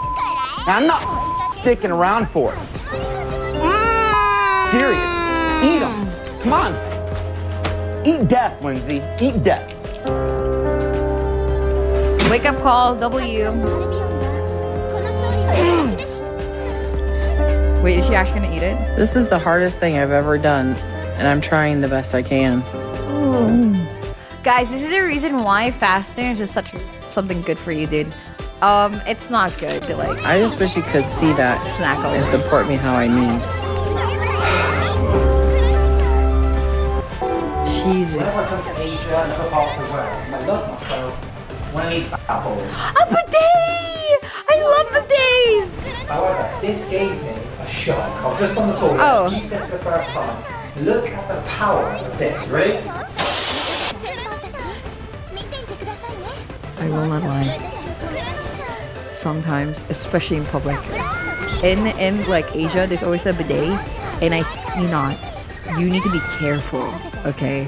Everybody who's in Asia, they know. In the Philippines, they know. Because sometimes this happens, okay? So, I know that every single Asian person knows what this is, but you have to click it very softly, and you don't aim it at yourself first. You don't aim it at yourself. You aim it at the toilet first. Double check whether it's strong enough or not, and then be like, oh, it's giga strong. Okay, all right. And then you have to click it in a way where it's like, you know, like very intensely click it super softly so it won't be this hard, and then boom, clean your ass. W's in the chat. I'm not joking. Nobody ever goes full on with a bidet. Ever. It's a pressure check, guys. You need to do a pressure check. Okay. Nearly took me off the seat when I used it a second ago. I put it into position, shot. Yeah, see? And well, you've seen the power, ready? Oh my god! That's a pressure washer. Give you another angle. Ready? That is a literal pressure washer. What the? The recoil. Jesus Christ! Whenever I come to Asia and other It has recoil! one of these battles. You can wash your teeth from the back. Okay.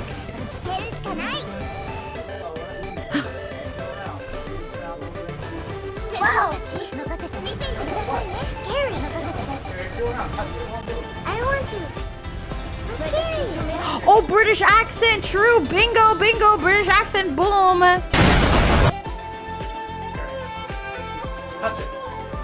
Why can I hear? I did. I don't know. What did it feel like? I think it's a hand. What is it?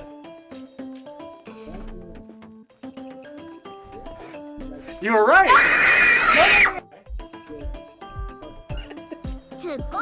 That game should charge a whole supply of batteries that Monsters Incorporate. How the do people think about this joke, dude? Dude, I wish it was that funny. These crazy kids these days, they got me scared. Yo, why you so hard, man? I've been hard, man. You look like you only about 5. Yo, I'm gonna call you back. You look like you about, no disrespect, you look like you about 11. Man, I'm probably old enough to be your pop. Wow, man. You know what you need? You need to cry. You need, listen, I'll tell you what, man. No disrespect, fam. I ain't trying to disrespect you. I'm saying you need to just get a good cry out, man, and get that thug. Man, Get the thug out of you. Come on, man. Do you got your mom, your mother and father still alive? Yeah, your grandma. You got a grandmother? Your That shit, OJ.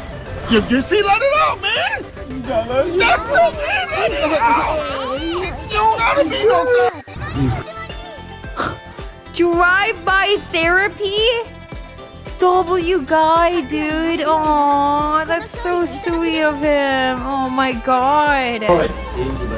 Nothing beats a Jet holiday. What do you call Kakarot if he was born in the hood? That's £200 off. Goku Kakarot? What do you call him? Kakarot. Alright. That was a little fast. Alright. Check that racism. Jesus. Because that's literally part of the joke. That's literally part of the joke. I will not lie. This is gonna come from straight from my thoughts. Okay. I'm gonna keep it so real. I'm gonna say something, and I hope nobody gets offended or whatever. What do you call Kakarot if he was born in the hood? £200 off. Goku Kakarot? What do you call him? Kakarot. Every time I see a VTuber who's super edgy and like farms 4chaner like racism and whatever, this is exactly how I imagine their viewers to look like. Exactly. I don't give a f. This is exactly how I imagine them going like, that is so funny. Like, dude,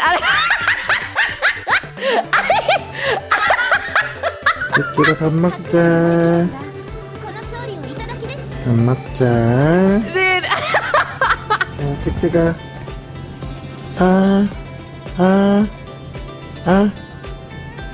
아세요와 조심히 해줘야 돼. Eating time. 시원하네. Eating time. 자,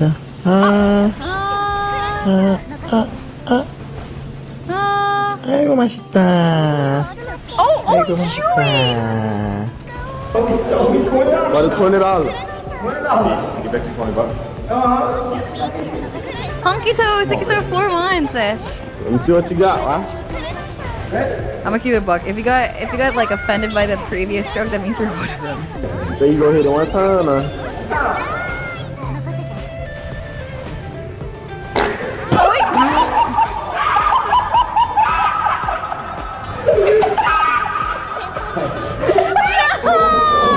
About $20. God. Get back to 20 bucks. Listen closely, bro. Just kept ripping. No. Come on, baby. Let me see what you got, huh? No, he did not. So you go hit it one time, or?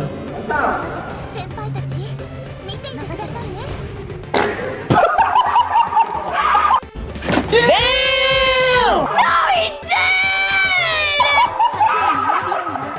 He's dead!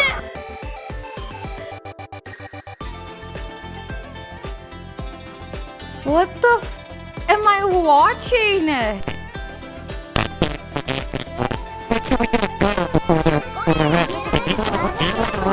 Is this a queefing contest? No. No. Let's look at the warm up, and you have to say go. Right. Pepper. Some lemon pepper. What is lemon pepper? It's some onion powder. Onion powder. Why is the water soapy? 1 year was the 100th. No. What did you do? I said wash chicken. What is this? What's your name? I'm watching. Take one. Oh my Why god! is this chicken? Tom, why is this fucking chicken? Oh, retarded? You don't rinse your own with cold water. You don't put this on. It's actually really common that people think that you're supposed to wash chicken with dish soap. It's so bad. No, you're lying. Hey, you didn't say that. Bro, are you retarded? Your mom cooks.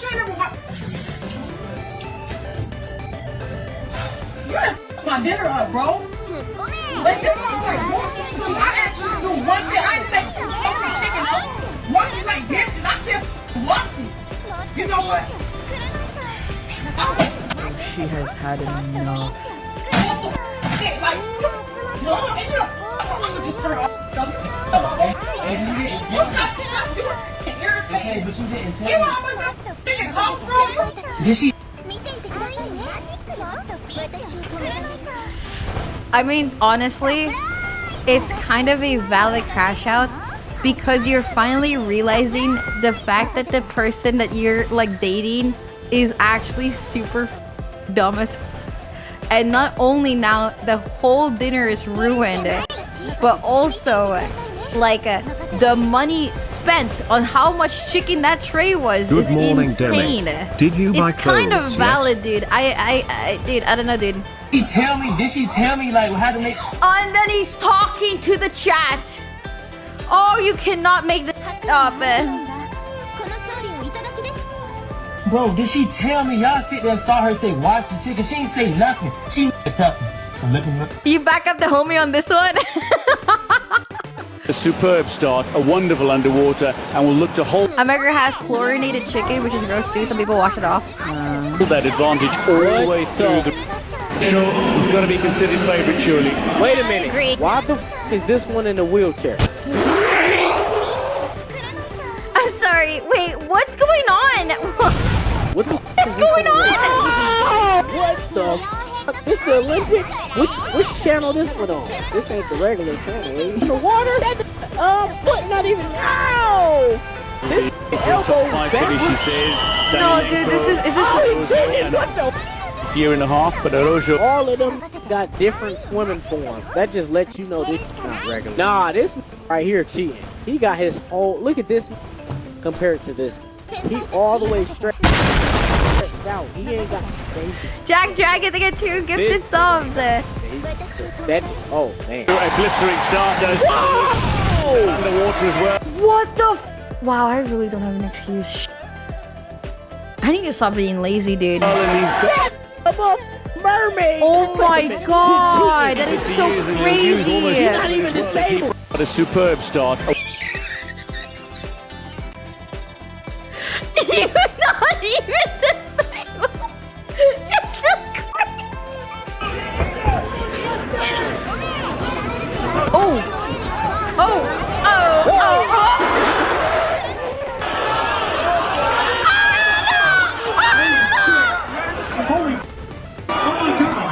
Come here. No, that is so embarrassing. That's actually so embarrassing. Dude, come on. We good? Hi, Jack Dragon. Thank you so much. So much for 1,000 pennies. Sorry, it's been a while thing. That is actually the most embarrassing. I need to see the comments. Okay. Bro got knocked into a reverse 69.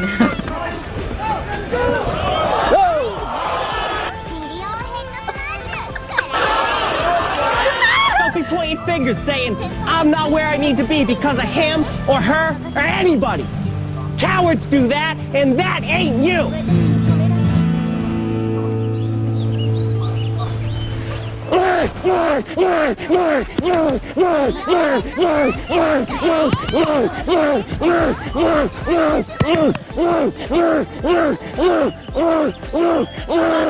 Don't be pointing fingers. Why did he do that? He passed out shortly after. Cut the best part off where he passed out after. Fingers saying I'm not where. I'm trying to fix it. What I am trying to say here is it's okay. Oh my god, this video dude. Okay to date somebody in high school when you're in high school. That's all I'm saying. And now many of you think I'm a pedo and all that, and I agree. That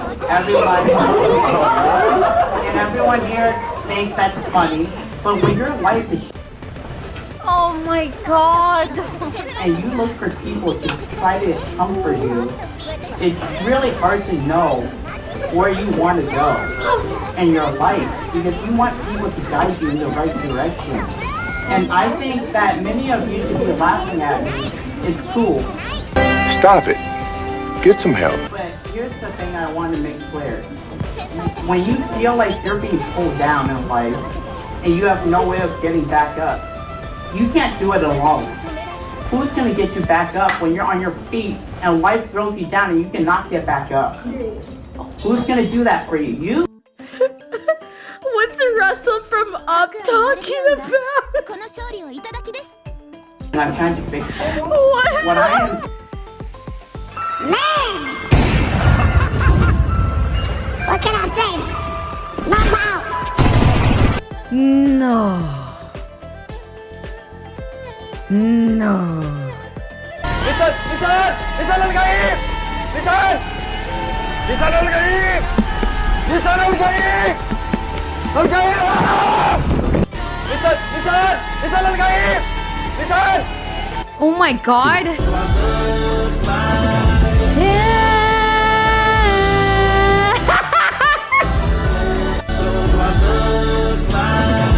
Man, they're so bad! Guys, they're terrible. Why are we losing? I have not played in 2 months. I have an excuse. What's yours, Bertel? You have 1 kill. I'm with. Okay.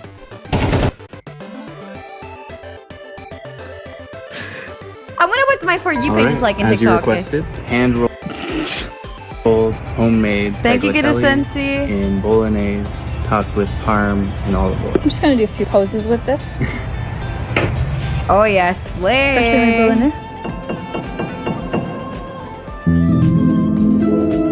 Dude, you know what? I needed this. I don't care how like crazy it is to even have something like this, but can you imagine having in your apartment a ceiling thing that makes it look like you're not stuck in an apartment?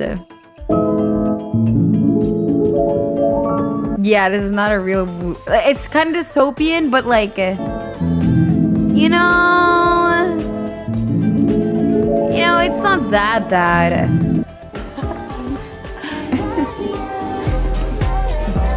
What the... 3D technology is getting really far.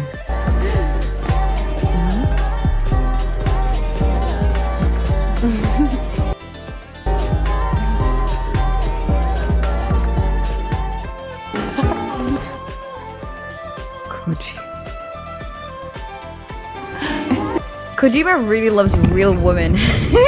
Are you?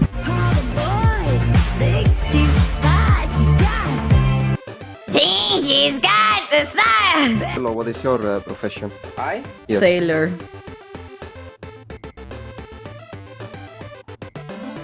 Milk? How the f-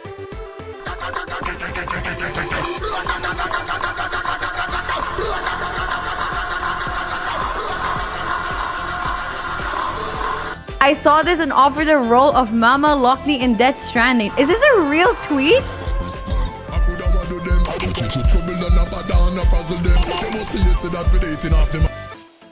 God. Kojima at it again.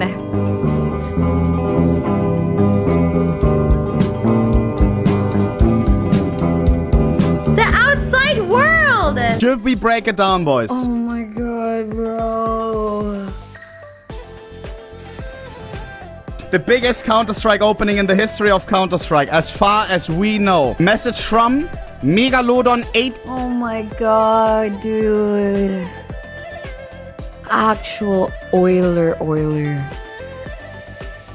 88. Hi, man. I had an idea for a big event. I tell you, and maybe you have idea to gift like this. 10 cobblestone packages for a chance for the souvenir Dragon Law. Kenny S signed, by the way, on scope would be worth $1 million. 50 esports 2013 cases, OG cases. 50 esports summer cases, OG cases. 50 Operation Bravo cases. 50 Bravo cases, dude. God, imagine getting that for free. 40, for this fire serpent, by the way. 40 weapon case ones. 8K Scar Pattern. First case in Counter-Strike. $1 million AK. 5 DreamHack 2014 Legends. But here comes the big boy. 1 Kato 14 Legends. And we all know what that means. Titan, Polo,